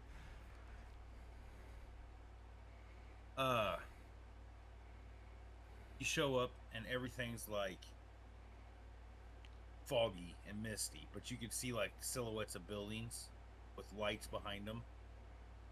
So think of Silent Hill esque vibes. When the hell did we get to New York? What's New York? It's kind of like this, where it's all foggy and shit. But I mean, we'll talk about it later. I don't remember where it's from exactly, and then we just keep going. I just keep going. I don't understand. I like start looking dead off in the fucking distance. So you guys start walking, and then Gary pops out of the fog. This way, guys. Oh shit! And I turn because I'm going like a completely different way. And like, oh shit! Oh, thank you. He leads you into this shop, and it's got a bunch of lanterns on the wall. Would you guys like to look around or go talk to the shop owner? I'll go look around.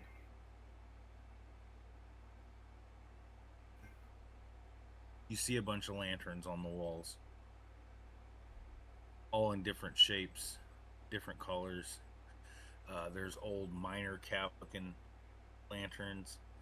There's lanterns that you can hold in your hand. There's lanterns you can tie to your belt loop. There's lanterns that you can just float in front of you magically.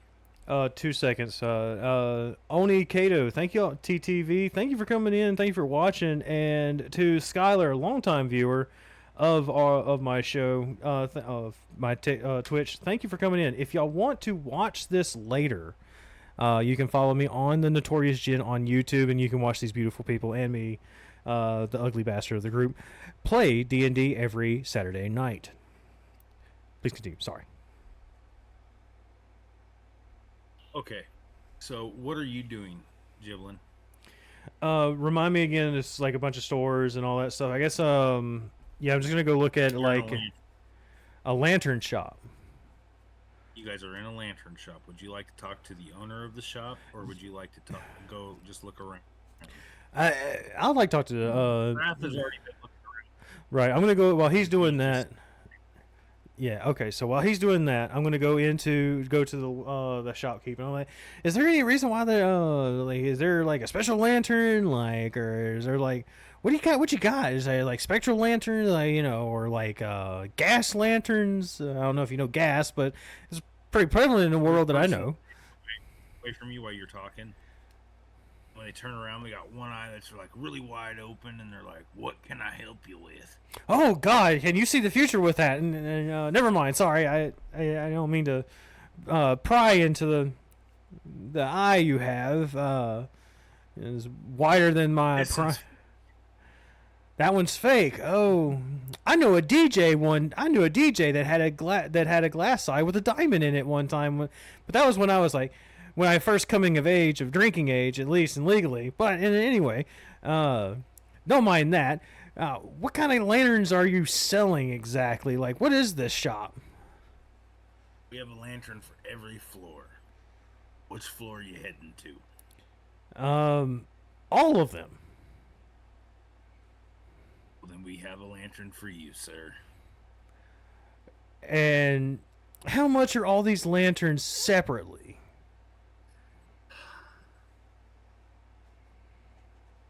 That's right, math.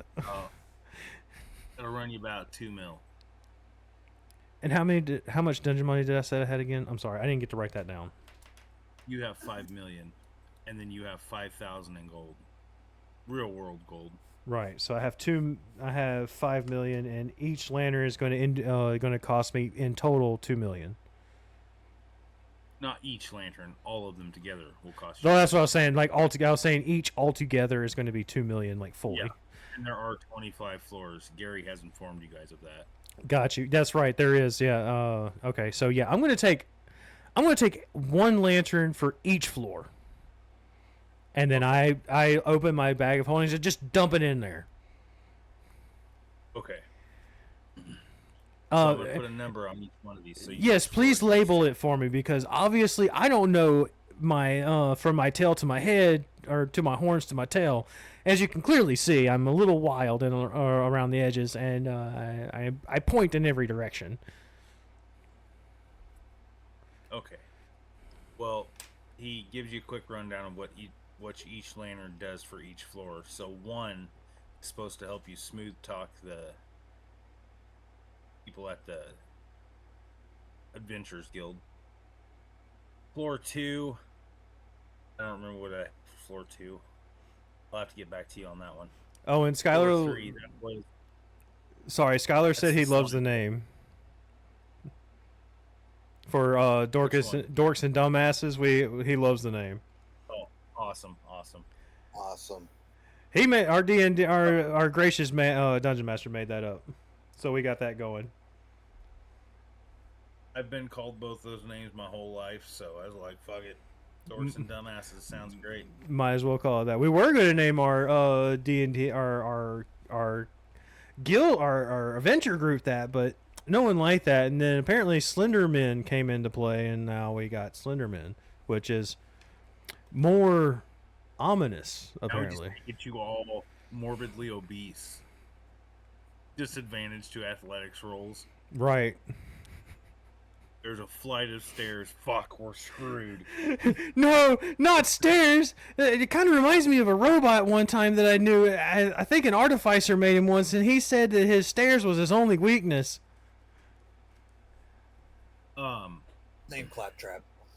How the fuck did you know that? The shadow people talk to you too. Anyways, floor 3 is the slime lantern. You light it and it attracts slimes to it. I think that's where I gotta go. Right, floor 4. Yes. Yeah, floor 3 to get all your taming stuff. Yeah. Floor 3. Hey. Floor 4 is the bank. Right. Now, the floor 4 lantern Floor. gets you better deals on your trade-ins. So you get more for your trade-ins. Okay, so we can get Goblins down. right. So we can get more for So it. instead of certain set price that you guys got, so instead of 10 million, you would have got 20 million gold, or 20 million dungeon coins and 20,000 gold. Well, damn. I think we should have came here first, but we didn't. That's Yeah. right. Stretch it out. Good. Stretch it out, Frath. You literally couldn't go there first and get that because you'd have to have dungeon coins, and none of you had dungeon coins. Right. At the point we didn't have them. But now you do, so. And now you have the lanterns to give you buffs on negotiations. You're gonna have to Yeah, I'll remember get you this. You'll have to give me a list of everything. But I do want to ask, sir, fine salesman, do you have like a lantern holder that holds onto that fashions to a backpack, so I can put these on my backpack every time I want to change? Oh, I can get it to where they float for you. You had me hooked on float. We Am don't I talk about that here. overhearing this conversation? Yeah, with you him can be and close stuff? enough. It's just a small shop. Yeah, I'm pretty loud. He bought all the lanterns, so you don't have to spend money. But he is wondering what floor you're going to next. We're going to floor 16. I hate to Floor say this. 16. I hate to say this, Frath, but I kind of need to go to floor 4 for a second, just to help. Or three. Bank. You need to go back to the bank. No, not floor 4. The slime three. tame. Yeah, 3, so I can tame That's the floor slimes. 2. Or do I Okay, have so a the time slime limit? tame- Do I have a time limit on that? Yeah, you have 1 day to complete that. I kind of want to But it go should ahead be- and get it. I kind of want to go should ahead and make do it it now. Jeff, if you'd like, you could stay on this floor and go look around some of the other shops. There's some armor shops, leather armor shops. There's magic Yeah, item I'll stores. probably end up going looking at the leather armor shops. Okay. I do need some So- armor too, but I'll do that when I come back. Gary says he can go pick some up for you. He's got plenty of dungeon coins. Well, I appreciate it, Gary. I do appreciate it. If you don't mind, I'm going to go train these slimes so we can have a better time with our party when they come back. Because apparently they were tired, and we're more energetic than they are apparently. So I guess that's how we're going to do it. As the kids say, they're bitches, and I can proceed to walk away. Okay, so you teleport to floor 3. Yeah, so I can start taming my slimes. Yes. And you dig into your bag of holding to find the floor 3 Lantern. Yeah. As you reach in there, the guy gave you a string, and he said you're gonna hold up the lantern thing, and you're gonna act like you're looping the string over, but you're never gonna go through the loop thing. Oh, it's like a magic, like the original, like the kids' magic trick when we were kids. You know, when they would used to do that kind of stuff back in the day. I remember. I don't know if you More remember. like the invisible dog thing. Yeah. So you're wrapping around, like, hey, watch this. I'm gonna wrap it around it, and then I'll toss it in the air, and it'll like start floating with me. Mm-hmm. Pretty much. Okay. This lantern, it looks like it's dripping slime, almost like it's melting. Oh, this is so And fucking the light, cool. the light is like not shining anything. So what you're gonna have to do, Gary gave you a heads up. Who's this? Oh, this is Ninja. Oh shit! What's up, Ninja? Welcome back to the group. While he's there, I need to flip the thing over. I'm going to continue explaining this, but Gary told you you're going to have to put the slime that you're looking for the taming stuff up behind the lantern, and the light will change color according to slime. Which is Okay. going to be real fun because you have you have a toxic slime in there, and you got to put it up to find its tame thing. Otherwise, it's not going to tame, and it'll revert to being a wild slime. Right. So you're going to have to figure out a way to pick this slime up without toxifying yourself. I have gloves on, Okay, that might work. like leather gloves. We'll see. Because a toxic slime's almost like an acidic slime as well. And I should know that as a sorcerer, right? Because it's like I work with elements and all that kind of stuff. So You were given a briefing through the little pamphlet that you were given. So what I'm going to do is I'm going to, since I already know that Gary's going to get me new armor and clothes, I'm going to take like part of my leather or like my cloak that I have, or like the jacket that I have. I'm going to rip some of it off. The really cool one that I gave you? No, The really cool red and black one? Didn't I give you one? That was No. red and black? you didn't give me. I have my regular clothes. I gave somebody a cloak. I do. I remember giving somebody. I think that was somebody else. I didn't get the cloak. As soon as I got in, I had like all the other stuff, like the spears and all this stuff, and like all that kind of shit. But I will take like my regular clothing. Like I'll rip off some of my regular clothing, turn it into like a bag, and hold it against one of my spears, short spears that I have. And I'll scoop. I'll be really quick and scoop the toxic slime into the fashioned bag, and I'll hold him up to the lantern by the stick and cloth combo.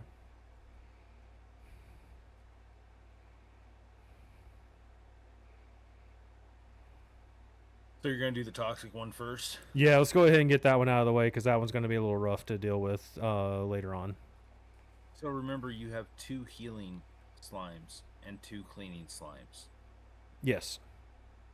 So if you get the cleaning and the healing slimes tamed first, you have a better chance of surviving touching toxic slime. Okay, I didn't know that, so we'll do that one first. This is just me as a friend, not the DM, talking to Giblin.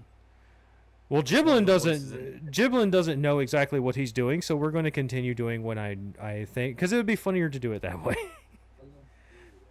Giblin's. I'm one of Giblin's voices now. He's one of my shadow people now. Yeah. That DM's now one of his shadow people. It's just a ominous voice he hears in his head. That helps me that everyone else is not doing it for me. I'm listening to I've been listening to the bad one so long it's not even like you're just like a distant voice. He said, you hear the voice. It's like, hey, I'd tame the healing ones first, then the cleaning ones, then the metal one. Do all of them before the toxic one. All right. Well, I will proceed to listen to the voice in my head. Actually, hold on. We're going to make this funnier.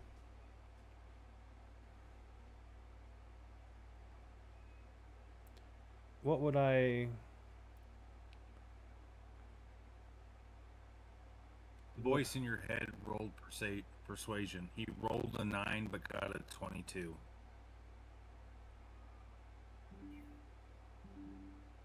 And I got a 13, so I'm listening to him. Okay. So you're going to go ahead and start putting the other slimes up there. For the regular slime, you just put it up there, and the light glows, and then it like points an arrow in the direction you need to go to find that taming item. And in the it's like 4 steps. Right, and throughout this whole endeavor, now I gotta switch everything over again. Give me a sec. While I'm doing that, because I need to switch my emblems over back to me.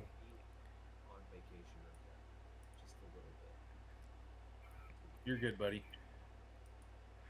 So yeah, we're going to, while I'm doing this in my brain, because of who I am, I feel like I have a montage going on while I'm doing all of this. Yeah, it's 100% a montage. And it's literally, it's time to do a fucking montage. In your head the whole time, you just hear taming some slime, taming some slime. Getting the shit done. Time. Getting the shit done. All right, so you go and you collect everything except for the toxic one. Now it's time for the toxic one. Right.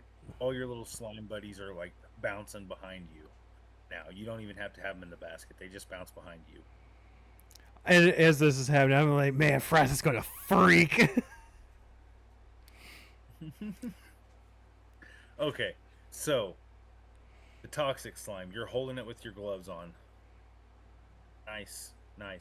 You got your gloves on. It's starting to burn through, but you're getting close to the object. You get to it, and it finally starts to burn through on your glove. I need you to do a Constitution saving throw. All right. With disadvantage because you're willingly holding this toxic slime. Well, technically, I'm holding it by the thing. It's melted through your gloves now. Got you. That'll be. I did get a 24, but I got 17 as the lowest, so that would be my roll for 17. I got a con plus 4. If it meets, it beats. So I beat it. It was a 17. Yeah. Okay, so it was right on the. It was on the money. Okay, right on the money. You're gonna take half damage. Okay, how much do I take? You will take.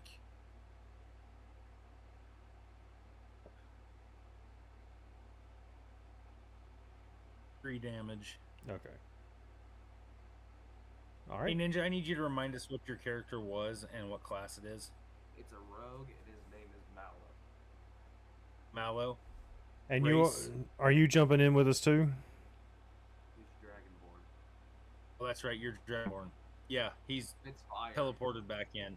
All right. So give me a sec before we finish this. I'm going to give you because we're streaming this as well, so it's going to be on YouTube as well. I'm going to give you a logo, just like how Jeff and Fox does. So you'll be getting a rogue token on our stream. So let me get that for you real quick. Is there a way you could like send that to me to the face? This is all on stream. If you want to check it out during the stream or during our YouTube during the time I put it on YouTube, it's just basically a little rogue token thing. That's all it is. While you're doing that, I'm going to give Ninja a quick recap.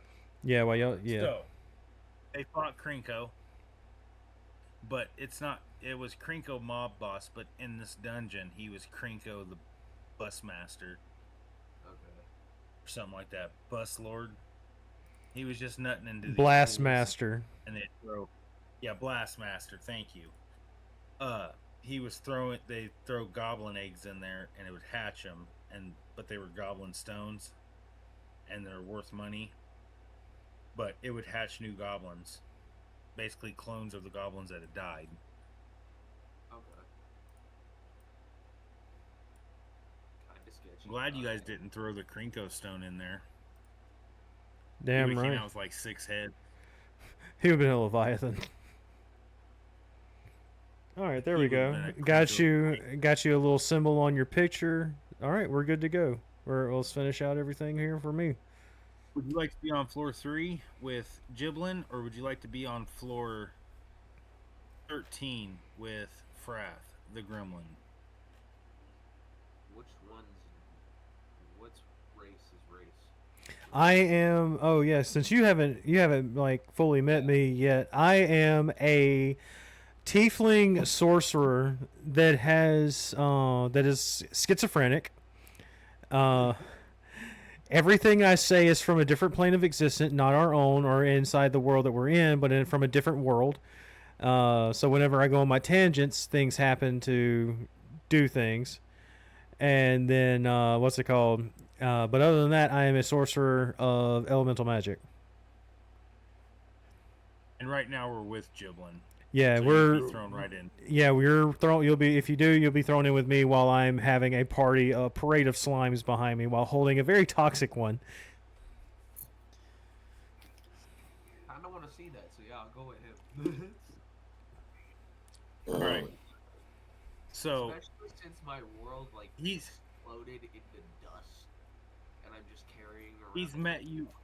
Did you take any of the potions when we went to the discount potion shop? I haven't even been in here yet. I thought you were in on this one. That was it. We went to the discount potion shop on the first night. No, when it was just me, you, and another guy, and we had to build his character. Oh, that's right. That's right. Yeah, it was like the first. All right. ever. Well, I just restarted that one, so it's the same story. Okay. Anyways, all right. So you're gonna teleport in, and you're gonna be right behind him. He has not met you yet. You have not met him. I'm a buffier version of a rogue. Version. not version. Do I notice you? Is the question? Is the real question? Do I notice you? Roll perception, please, and I need you to roll stealth, Ninja. You're not gonna like my stuff. Sorry, Mallow. Need you to roll stealth. That's a 22. That is a nat 20. I got 17 plus 5. What is your total for your nat 20? 21. So nat 20 plus 1. It's a critical success, so Yeah, it's a critical success. it automatically passes. He sees you. Fine by me. It wasn't like I was coming to threaten him or anything, so. I like turn around, scream, point and like holding my toxic slime, about to throw it. Like, who are you? Hi, me, friend. Me, Giblin. Me in the most org Stone Age voice. Me, friend. You're scaly, big bastard. How you doing? Anyway, if you don't mind, I gotta finish this, but apparently you're not going to attack me. I don't see a sword in hand, so I'm just going to continue doing this before my slime eats my bones away, and I continue going on about my day. If you want to watch, you're more than welcome to. Just join the parade of skipping slimes behind me. Don't worry, they're friendly. Get up to this flower, and your lantern starts to glow brighter and brighter the closer you get to this flower. It's purple. I'm It's got getting. like a black smoke coming off of it. Hey, thank you for the follow. That's our boy. Who are you?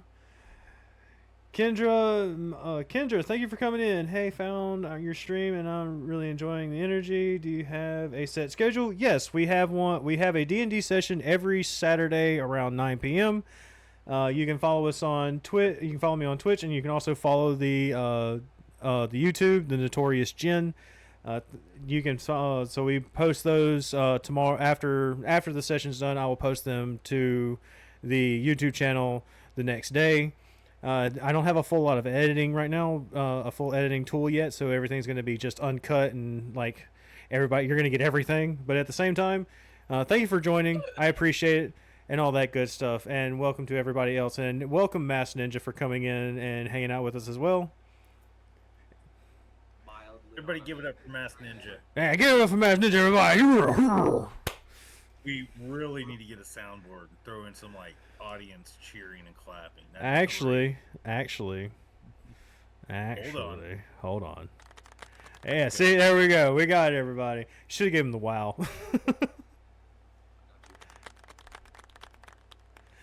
All right, so All right. I found I get the poor guy. Anyway, I get the ping of the like internet connection ping.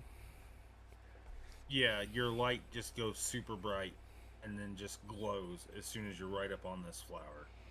I proceed to put the slime next to the flower and see what happens. The slime just sits there. Do I kind of roll it into the flower? It just rolls into the flower. Okay, well, better yet. A voice pops up in your head. Okay, never A mind. voice pops in your head. It's one of the voices that constantly talks to you. He's like, hey, you should give that guy a card for your party. His name's already on it. And then you're going to pick the flower and feed it to the slime. You have to feed it to it, man. Come on, you did 9 of these. Okay, so let me turn around. Hey, stay. Anyway, big dragon guy. I never caught your name. I walk up and hoping that his hands are not covered in slime still. Oh, they are, 100%. I straight up just dap you up with like a handshake. I need you to make a Constitution saving roll, the both of you. Yep. Constitution. Oh, brilliant. That's a 21, 17 plus 4. 22 with A beat. 19 plus 3. Okay, you both are going to take shared half damage. So you'll take half damage of whatever I say. 4. So you'll both take 2 damage. Toxic damage. We're being homies. We take damage for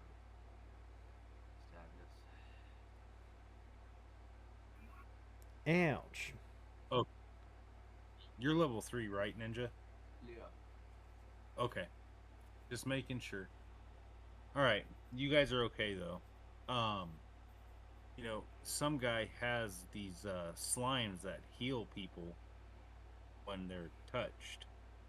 You can activate their healing ability. But he doesn't know that. Heal yourself.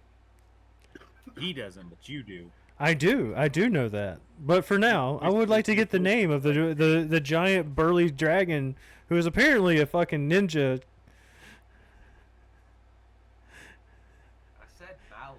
Mallow. Okay, I there's a lot. There's a lot of like, background noise. Okay. Malo. Mallow. Okay, cool. Like, put it there, pal. And I Pretty straightforward. His stealth isn't actually stealth, it's just intimidation. I'm sneaking and just scaring the piss out of people. No, my investigation is a +7. God damn. Anyway, Stealth is intimidation. I give him my hands up. Gave him a handshake. And I was like, hey, do you know Corvus? Jeff? Huh? You'd say yes. You know him. Yes. Yeah, I'm sorry. I didn't mean to cut you and Jeff off. All good. You're good. So yeah, he's like, you know Does this Corvus, remind you right? of Mac? Yeah. His intimidation is his stealth. Well, apparently you're now one of our group, so I gotta give you a card, and we are the, and I hand him the card, and it says on the card, we are the Slender Men. But when you go to hand him the card, you're like some other name, because you only say the Slenderman when you black out. Or zone out. Skinny Shadow People. Buddy, this is Slenderman. And I give like the 1,000-yard stare. Slenderman. Last thing you see before you die. They always pop up out of the trees. They're always in a forest. It's always fucking dark, and you have a flashlight that don't actually work. And then I like snap back to reality. My hip, and grab it again and hold it on my side because I don't know what he's doing. Oh yeah, you have no idea what problems I have. And I turn and I'm like, well, anyway, you're part of the adventure group, and I will. Hold it like this to my side. And I'll continue to feed the, and then I'll go back to doing what I'm doing, and I'll feed the flower to the toxic slime. Okie dokie. And as you do, you get a notification that pops up. Toxic slime tamed. And once you have them all tamed, you get another notification saying telepathic communication with slimes enabled. So now you can talk mentally to your slimes. I figured that'd help you out with your schizophrenia as well. Oh, there. And I proceed to just like, oh, what's that? He said you can talk to your slime. Why do you need to make him more mental? Oh, because every time I turn around, and like I'm breaking the fourth wall at this point. Because at this point, every time I turn around and I talk to somebody, they're apparently talking to me in my mind, but actually, I think that they're talking to me in real life, and I apparently talk out loud, and I don't know why I do that, but I think they're lying, and they're telepathic as well, and they're just lying to me. And then I proceed to talk to my slimes, like, "Hey, little buddies, how are you? You want to meet the shadow people too?" I just look at you, sigh in disbelief, and roll my eyes. And You hear in unison in a high-pitched children's voice, "We're ready to go anywhere with you, boss." You're not shit. Simultaneously from Oh, y'all are little angels. And then I tap my head and I go right back, and I immediately go blink out of existence, going back to where Froth is. Okay, so they all teleport with you because they're your familiars. They just go with you. okay, teleportation's a thing. Well, you see me tap my head, and the menu pops up. I'm pretty sure you because I'm facing you, and I'm pretty sure they can You see would know the. about that. Yeah, so I tap my head. I tap my head twice, my forehead twice. I technically I'm actually doing it this way. I'm like doing that. I figured you would do it too. Even though you were clearly showed twice by Gary the Goblin, he taps the side of his head. But apparently it works for me when I tap my forehead like that, and the menu It does. pops up, It works wherever you tap your head at. Yeah. and you see me automatic like speed run to the floor we need to go to, and you see the dot that I hit, and we go to the floor that's where Frath is. Oh, so next time I can tap his head like this. Right? Probably. It might not help, but I mean, you could. Yeah, you really could. Tapping your head. Right. It still might helps. actually help. You teleport back to the Silent Hill floor. Yes. God damn it! I'm back in New York, and then I like just start proceeding to walk with my merry bunch of bouncy slimes.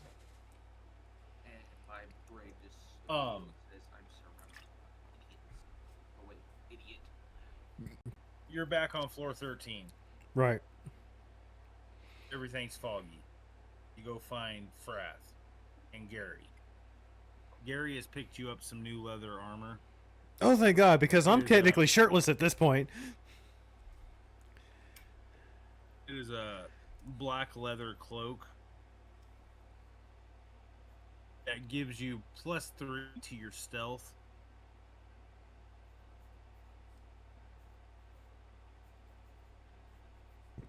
I don't really need that, but that'd be fun.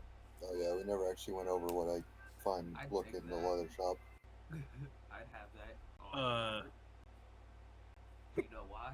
You find some leather. It's called dragon armor. It's got fire resistance and adds +2 to your AC. Yeah, I'm pretty sure that's for you, Frath. I got the cloak. Yours adds +2 to your AC as well. Okay. And you ninja are broke right now. You're gonna have to go get some monster stones.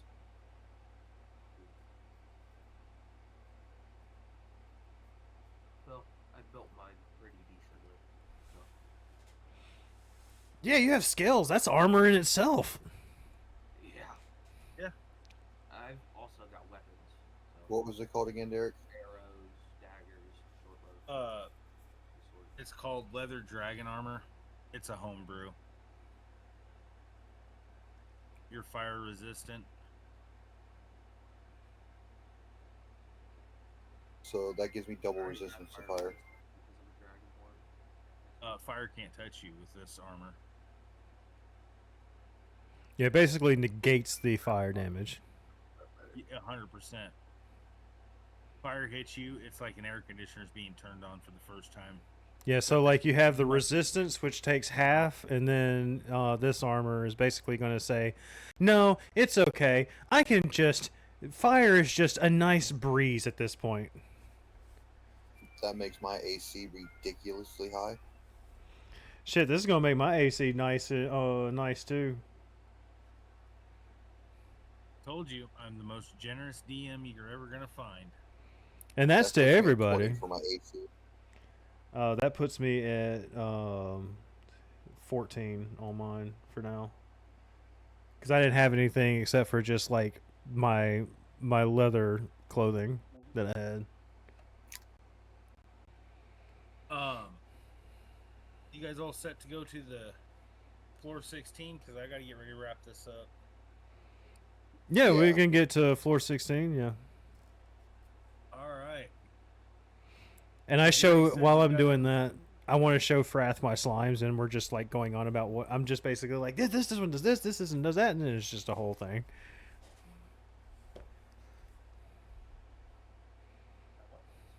Oh, hear I that see voice in your named your head saying- slimes.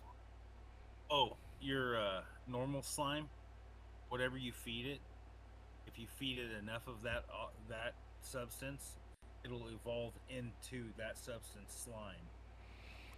Since Just I what you'd like to know. Okay, well, since I tamed the toxic slime, well, does it hurt me? No, it won't hurt you. I'm going to make sure all of my slimes are able to hold on to my body, like they're all like on my shoulders and back. That's fine. So I have like a I'll bunch of, allow it. I have a bunch of like basically parrot slimes.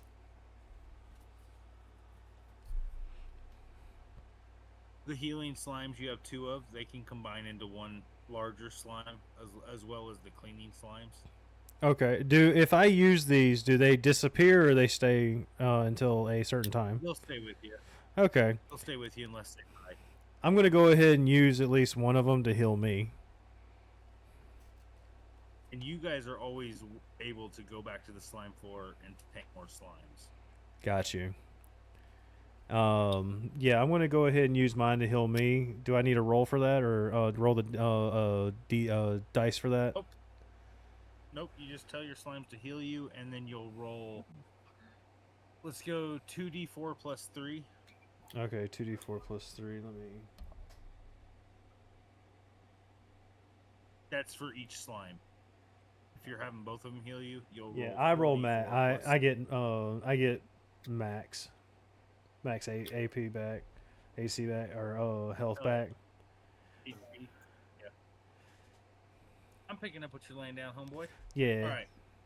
416. Let's go. Let's do this. Ready. I'm ready. I've already got my lantern ready and everything, and we'll figure that out as we go. I just kind of open my mouth and hold the fire into it so I can see. Oh, I have like every floor lantern that helps in a specific way. I went ahead and I bought all the lanterns. Yeah, you see this lantern here. Apparently, all of these lanterns do something. I got 25 of them in this bag of holding. I can't tell you where I got it from because I don't remember. Totally do, but I don't remember where I got it from. But I have this. I have all these lanterns, and they apparently do something for each floor, and it's kind of amazing. It's Bob's Discount Lanterns. God will tell me later what they do. It's Bob's Discount Lanterns. When we get back to floor 16, I'm gonna stay hidden behind Jibs. Okay. You have 2 big guys now. I am Mallow's moving there, and too. tries to hide behind me. He's the other rogue. Are you gonna hide behind Frath? I'm gonna need you to roll stealth for this one because Frath's a little bitty guy. No, I said if he hides behind me, I'm moving. Oh, okay. But he's also hiding behind me too. So both of y'all are basically hiding behind me. No. All right, you guys spawn back in the original room you started out in. The one with the blue man group. Yeah, I Nope. rolled a nat 20 for stealth, Yeah, For that that. works. which is That a works. 31 You're total. hidden. It disappeared, but there's nobody in the room you guys teleported to. It's in the first room that you guys was in. Oh, the one does the is the hole still in the doorway for my stone? Yes. All right, I'm gonna continue going. I was like, hey guys, I think we need to I think we need to go the same path. So I proceed to go to the door with the hole in it and just open it. And to speed run the whole thing, I'm gonna say that we did. I'd go like Gary said, go back the other way as well, so we can Okay. flip it around. I was waiting for Giblin to walk through the door again. I was waiting for him to go through the door that just brings him back into the same room again. I'm smarter than that. I may be a psycho. I may be scared. I may have a little bit of a fucking tick, but I mean, I'm not that dumb. Giblin, you hear from behind you out of nowhere, like, are you sure about that? Shut up, shadow people. I know what we're doing, okay? I've got us alive this far. We're not dead yet. The voices in his head have become real. Everybody else becomes shadow people to him. If I don't see them, they're they're Slenderman. Well, especially like me, where I could just disappear. Yeah, you really fucked him. Like this guy named Nappa said when he was fighting this kid, he's like, huh, he disappeared. Or was he even there at all? Anyways, so you go backwards to go forwards. My honest And you're in the room with the Blue Man group.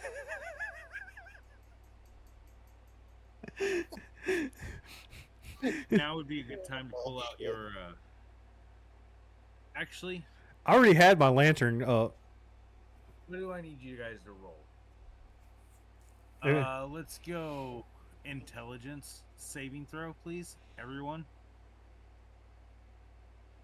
I got +5 in that. I'll sure as heck roll that. Shit, I'm a Viking in that. I got 21. Like a 15 plus 6.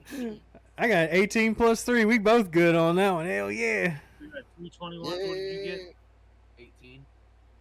18. Oh, you're frightened. You had to beat a 20. So you're frightened. You see horrible, grotesque figures. Eyes fucking melting out of the head skull. Jaws like half hinged, hanging on. Throats completely ripped out. It's just a gory scene. And they're floating towards you and getting closer and closer. You two see the same thing, but you're not frightened. Giblin hears a voice in his head. Pull off the lantern. Do it now or die. I already had the lantern out to begin with. Oh, you pulled 16 out? Okay. Yeah, I pulled 16 So- out before we teleported. The light illuminates and shines upon the ghosts that are heading towards you. And it turns them solid. And when it does, they fall, hit the ground, and turn into a stone. Man, when they say bricked up, they didn't mean they weren't joking. But the stone looks kind of ghostly. Damn it, Giblin.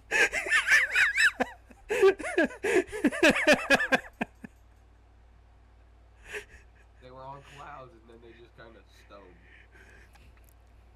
Yep, bricked up. Anyways, they just turn to stone and fall and hit the ground. Do they shatter or? No, they turn into monster stones. These are called ghost stones. Oh, I immediately start scooping them up. I see. I'm like, ooh, piece of candy, and I start getting after it. Gary's like, while you guys are clearing this floor, I can go exchange these and bring the cash right back. Man, I appreciate that. You know, you were a good guy, and like, did I give you a card? I'm pretty sure I did. I hope I did. I'm gonna go with him. No, no. Because of your cloak and you're the one that killed it, and the lantern, all the abilities of these things combined. Just because you were the one that killed them, your lantern and your cloak doubles your drop rate. Oh hell So yeah! when Oh hell! When they die, each one drops 2 stones, so you got 6 ghost stones dropped. Okay, when I give him the stones, right? I'm going to give him the lantern that doubles my money. He says, "Nah, keep yours. I got my own," and he flexes his own. Oh shit! Well, wait, what if you carry both of them and quadruple the money? It don't work like that. Man, come on, it's supposed to work like that. RNG rules suck. Let's just start talking about RNG. He pulls out his floor 4 lantern, taps his head, goes to floor 4. He's gone maybe 2 minutes, and he's back with you guys. Oh hell yeah! Like, oh, this lantern's so good. I like. And he hands you a coin pouch, right? Right. He's like, "Here's your 60 million." Shit, yeah. Now I'm like, oh yeah, getting that bag like these youngsters say, and I toss it into my bag of holding. Making that sourdough. Hell yeah, Anyways, we call that whiskey sour on my end, but I mean it's the same thing. As he Probably. was gone, you guys have moved on to the next room, Right. and in this room, roll perception. Who? Everyone. 1 second, Kendra. Yeah, you're more welcome to catch more lives and all that good stuff. Sadly, I don't add people on Discord unless it's like personal people that I meet through, basically almost physical means, or like I play Magic with them and all that stuff. But you're more welcome to catch us on YouTube, and if you want to subscribe to the channel, which you have already, thank you very much for that. 20. That's not a you thing. That's a me thing. 29. And you said perception or what? Yes, sir. Perception. And it was a nat 20 for 29.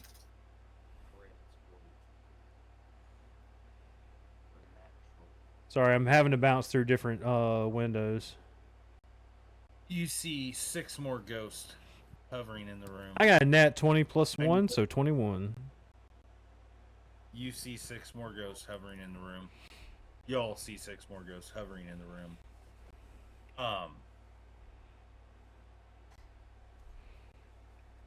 I need everybody to roll intelligence saving throws. That is a I better 23. roll for Gary. That is a 17. Plus 3. Gary got a 3. 17 plus 3. That would be a 24. So 20, yeah. Nat dirty 20. Okay. So Gary is in the fetal position on the ground, holding his floor 16 lantern, cradling it like a baby cradling a teddy bear, crying and weeping on the floor. And that was a lot of The eyes. ghosts are heading towards you guys. You guys are all fine. I flash my lantern at him. I already have both of my daggers out, so. They're ghosts. Oh shit, they're ghosts. So Can't cut a ghost. so physical things. I'm gonna, but physical thing. Hey, I hate to tell you this, but physical things don't attack, don't do anything. But here, watch this. But hey, watch this, and I more or less are just gonna go. They're not doing the stone thing, right? Since the lantern. The lantern is what ends the ghost because it makes them corporeal and they can't withhold their body weight because they're all slashed up and cut up and destroyed, you know. So as soon as you make them corporeal, they instantly just die. Okay, so we're basically just running through this bitch like we're gods.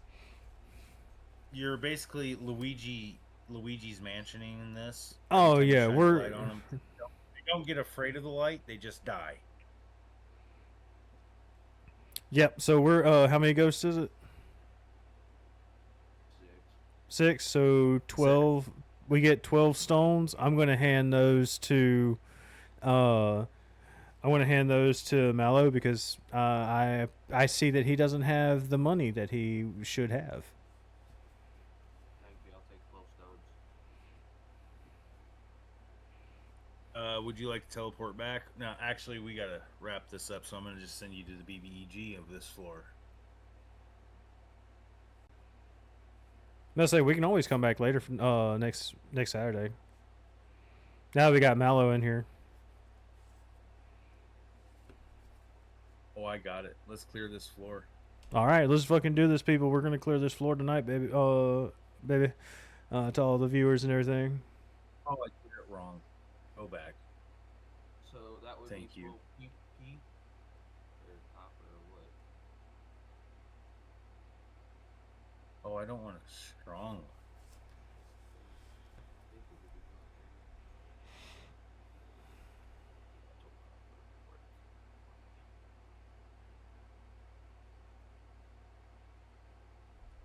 Thanks, D&D Beyond, but I would not like to purchase that book just to find the stats of this one creature.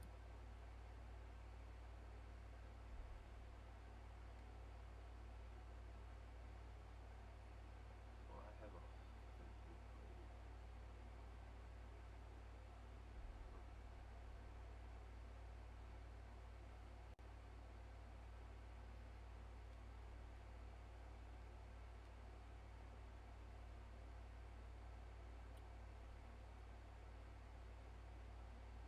All right. As you walk through the final door, did you want to send Gary since he's having a full-on meltdown?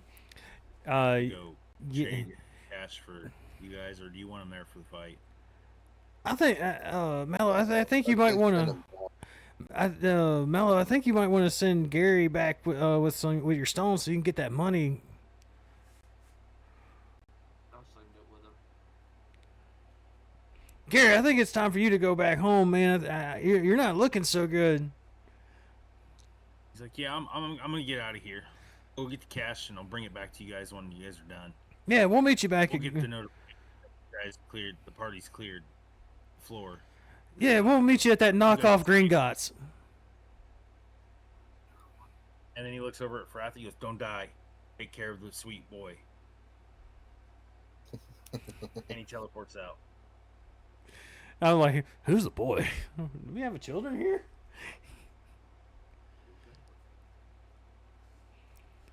My question is, how did Gary see me though? With how hidden I am. He probably just He sees shouted all. out.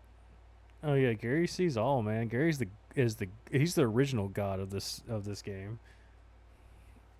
He's the only one who can see me. Okay. So you make it to the big bad boss's room, which is up a flight of stairs. You know, like in those fancy movies or those fancy houses in the movies where the stairs like kind of go up on both sides and then reach up to a middle point, and then there's a big fancy door behind it. Mm-hmm. That's Yeah. what the entrance to this boss room looks like. As you open the door, creepy music from every organ that's ever been played in any scary movie just starts playing. You know the creepy song I'm thinking of? It's like in all the Dracula movies. It's like every time I ever play. Yeah. It's I like know what you're thinking it's of. kind of like every time when someone plays Dark Souls and all this shit. Very- Very cartoonish music, you know.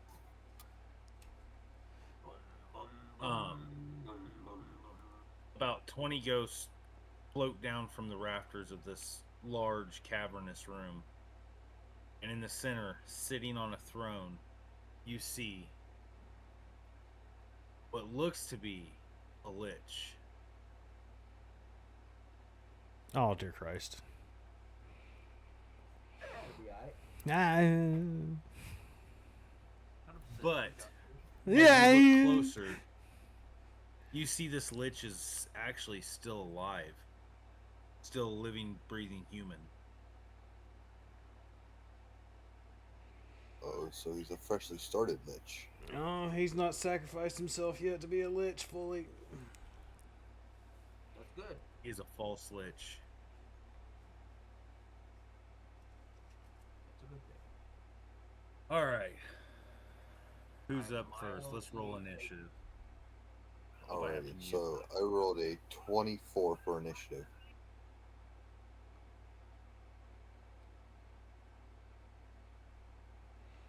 I rolled a 16 for initiative. That would be a 25. I rolled a nat 20 and then I had +5. I hate all of y'all's initiative rolls. Y'all suck. Y'all hate me. Y'all want to leave me in my dust. So just to tie with Mallow, I would have had to roll at 28, 18. 25, 16, and the lich rolled 11. I'm assuming you're going to use the lantern on the goat, about the 20 ghosts that are falling from the ceiling. Yep, I'm gonna like hold them fuckers up and just be like, "Be gone, yat!"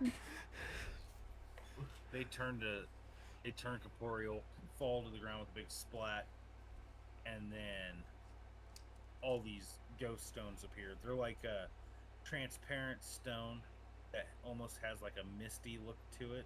That makes sense. They almost look like you can just run your hand right through them, but they're solid feeling stones. I think we should pick those up later. We need to deal with this guy Oh. first. All right. So, Fa, what you doing? It's actually Mallow first. Yeah, Mallow's first. Mallow, then He rolled a 25. yeah, no, it's Mallow I first. rolled a 24. Oh, I thought you said 28. Okay, so you're up first, Mallow. What you bring into the table? Short blow to his head. You were about 80 feet away from this guy. Oh. Okay. I said it's a big cavernous room.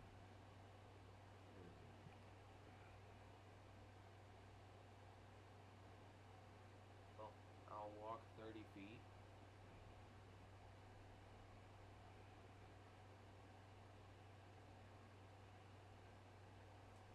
This thing can shoot from 80 feet to 320, so I don't have to move. Yeah, I was about to say bows are pretty freaking high in the range department. Yeah. Yeah, you can nail this guy. You just have to roll. Rolled a 20. You rolled a nat 20? No, 20 in general.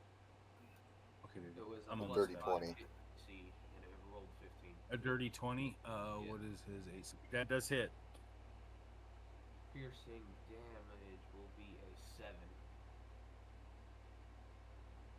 7 straight through his skull. 7. Mhm. Okay, I need my calculator. That would be a 4 plus 3. Your crackulator. His calc. He grabs the arrow, pulls it out of his chest or out of his body, looks at it, throws it on the ground, says, "You're gonna have to hit a lot harder than that if you're gonna make me feel something."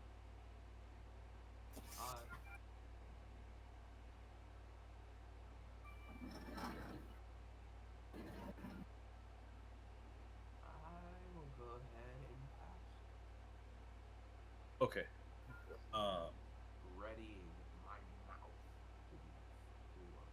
Wrath, what are you doing? Gonna shoot him with my Paint short us a bow. picture. Does a 22 hit? Yes.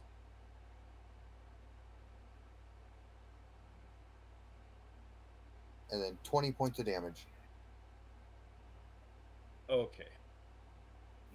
And you hit him for 7, right, Ninja? I never did hit my calculator. Yeah, he said for 7 full. Okay.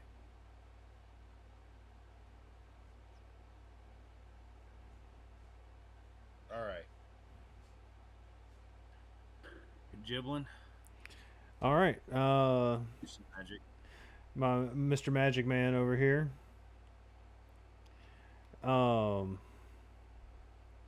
Let's see.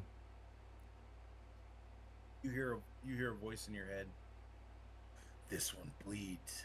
Let me drink his blood. And I'm like, oh yeah, we're gonna make him feel something.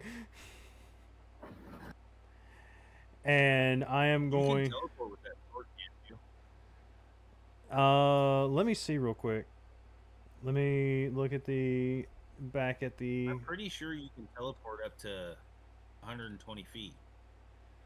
Let's see, bloodthirst, magic weapon, because it gives me a +3 to bonus attacks and rolls and damages, which also the cloak gives me +2 to the cloak itself was it +3 to stealth and then something to attack. Well, this thing that I'm gonna use next is gonna. Yeah, it was like a +3 to that, and then I get a +3 bonus to attack with a, and I crit on 20s and 19s and 20s, and the 20th deals an extra 2d10 of slashing damage. Jesus Christ, 2 undead, but he's not undead yet, but he is a lich for some reason. Let's see, Spirit of Cost, Blade of Defense, Necrotic He's a Resistance. false lich, so he's not fully a lich yet. Yeah, no, I don't do have like the Misty Step or Face Step of this sword. But I do get like Battle Hunger, which was a 1d10 to my initiative rolls. I did not realize that. Oh. So I'm gonna go ahead and say that the cloak that you got has a special skill called Shadow Step. It'll let you step through shadows once per long rest. and right now everything has like a everything right now is Up to 120 feet. all right. So And you yeah. can use it as a attack. Okay. So yeah, I'll bonus act. Since of that, I'll bonus act. Shadow step to his face and be like, "Oh yeah, we're gonna make you feel something," and I'm gonna roll to attack. All right. That is a 16. 17 +1. That does not hit. But since I used my bonus action, I can't do anything because I was going to bonus action do something else. But I would rather have done the spells, but that's okay. As And you get right up on him and you miss your opportunity to attack, 2 of your slimes jump off of your cloak. It's your metal slime and your toxic slime. Your toxic slime tries to engulf the head of this lich. I basically yell in my brain to him, "Skeet him!" Your metal slime, on the other hand, has wrapped itself around both of the hands. Spread itself out and wrapped itself around both of the hands of the lich. And it has proceeded to turn the parts that is touching the lich into little metal spikes that are drilling deep into his skin. And blood starts pouring out of his hands. He will take... Gotta roll 2 different here.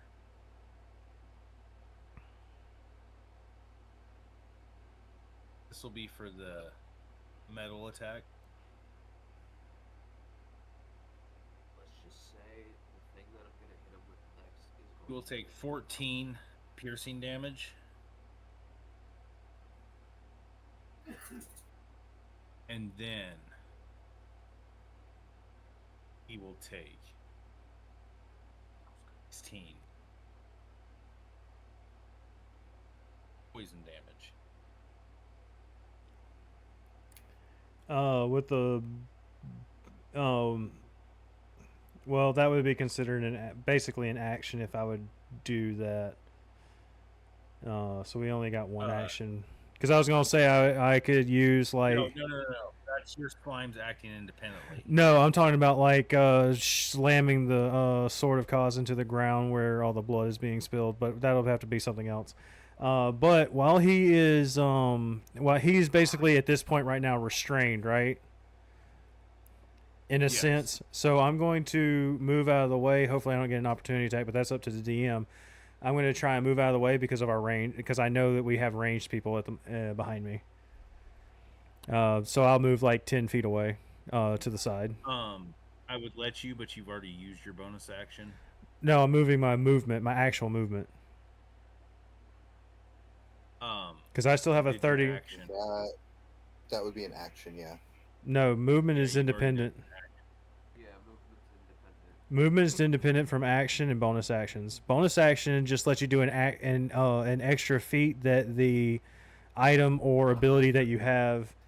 Action is to do attacks and spells, and movement is a separate interaction in and of itself. So I have 30 feet of movement. I was just going to move 10 feet to the side so our ranged characters can go ahead and smack some fuckers.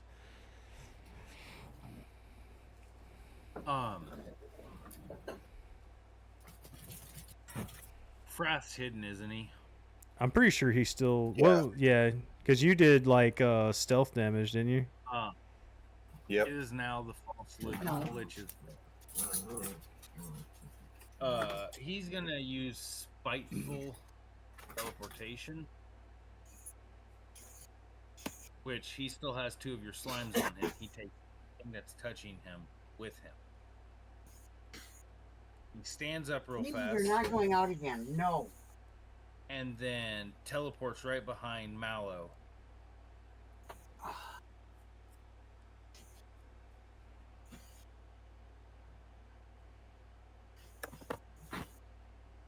I'm gonna use my reaction So who won? to opportunity attack. Before you do, he emits this hideous screech. Nope. As he moves over there, I'll do it. I get the option, I think, right? Yeah.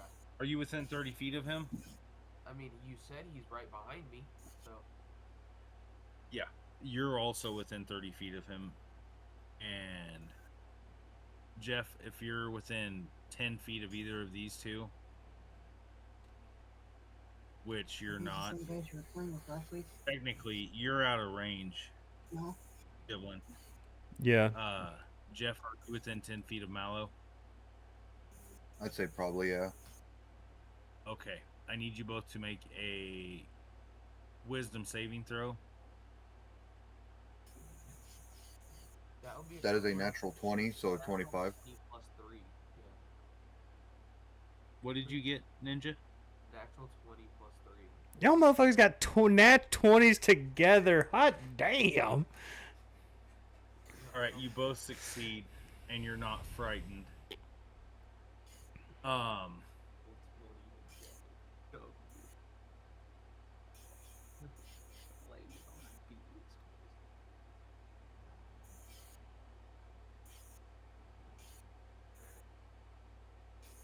Next thing you know, he just disappears.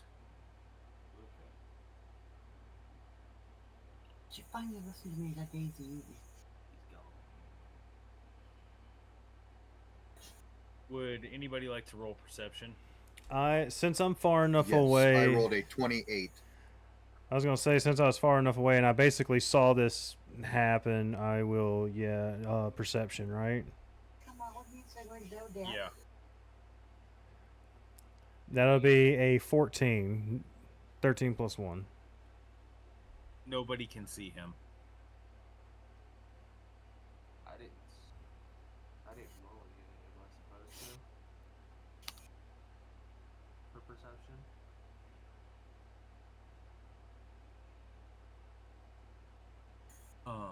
Would the slimes be seen? No, because anything that's touching him. Yep, that makes sense. Okay. is- Am I supposed to roll to see him or not? No. Okay. Nobody's gonna be able to see him. Hey, does a 28 hit your AC, Mallow? Yeah, definitely. Okay. I gotta read this again. Give me 1 second. Incidentally,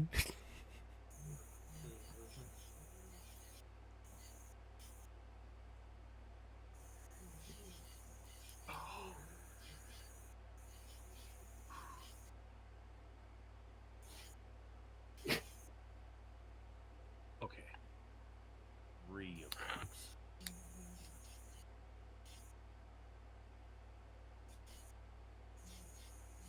Roll, and then I add 7. Oh my gosh. 26 necrotic You wouldn't damage. believe what it costs to keep your dog's teeth clean. $175. did you say 26 necrotic damage? I did say net 26 necrotic damage. Would you like to Jesus. know what he hit you with? It's called Death Rend. He's still right behind you. He just touches you.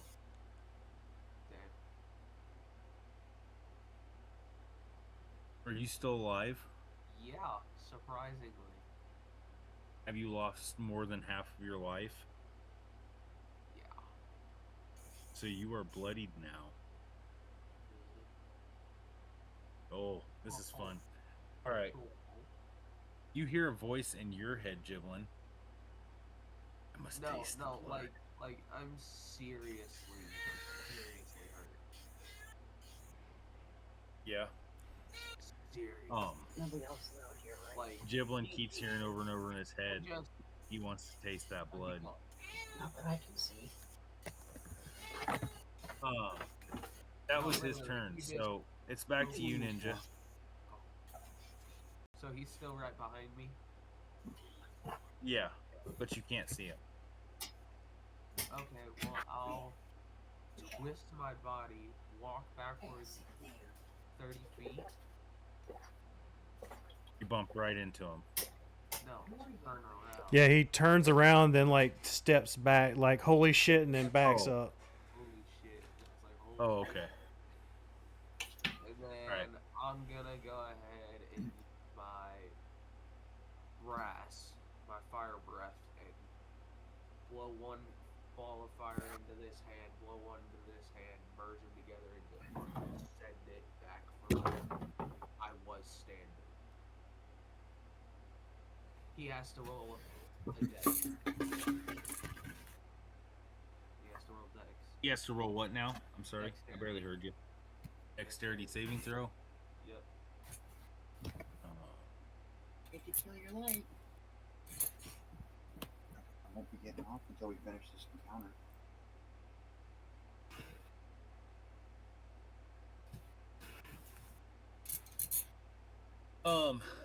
Yeah, he rolled a 6. That does not pass it. He's gonna take 20 damage. 20. Like I said, the next thing I hit him with is gonna hurt. Yeah, 20 to his face. Just friggin'. He's not even bloodied yet. He's not even to half life yet. Okay. He's close, but not there yet. Hey, I made him close.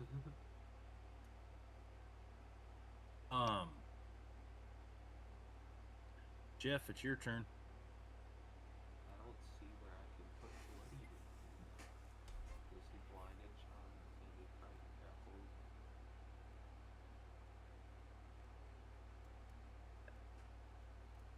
Yeah, I don't see bloody.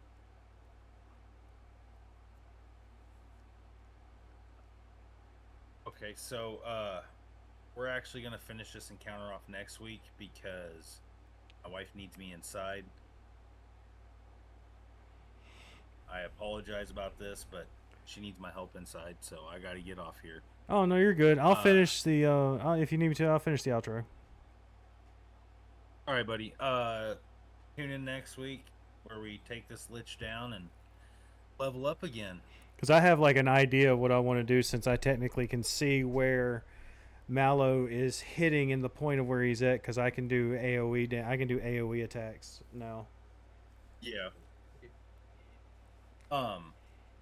You do hear a voice before I get off here. You do hear a voice that says, "Use your lantern for floor 12." Yeah, and So, don't. remember that.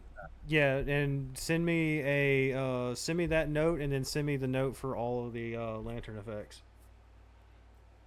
All right, remind me of that tomorrow. Got you. And Wow. all right, everyone. Sorry for the erupt. We had to leave. We had to cut it off early, but that's okay. Of course, like DM said, we're gonna pick this back up on next week on Saturday, 9 p.m. Central Time, and all that good stuff. This has been your boy Jen, Mass Ninja, Little Jeffrey, and Dorcas, aka Fox, our beloved DM. Thank you so much for doing this story campaign with us and hosting this campaign. And to everybody else, this will be on YouTube. If you're listening to it now on Twitch, this will be on YouTube. I will have this up tomorrow on Sunday morning, and you can check us out. You can check out the Twitch, Notorious Jen on YouTube, Notorious Jen, and on the Tiki Talks, Notorious Jen. Thank you so much, and goodbye, everybody, and good night. Bow. Perfection. Perfection. All right, boys. I'll talk to you all later. Thanks for joining up tonight.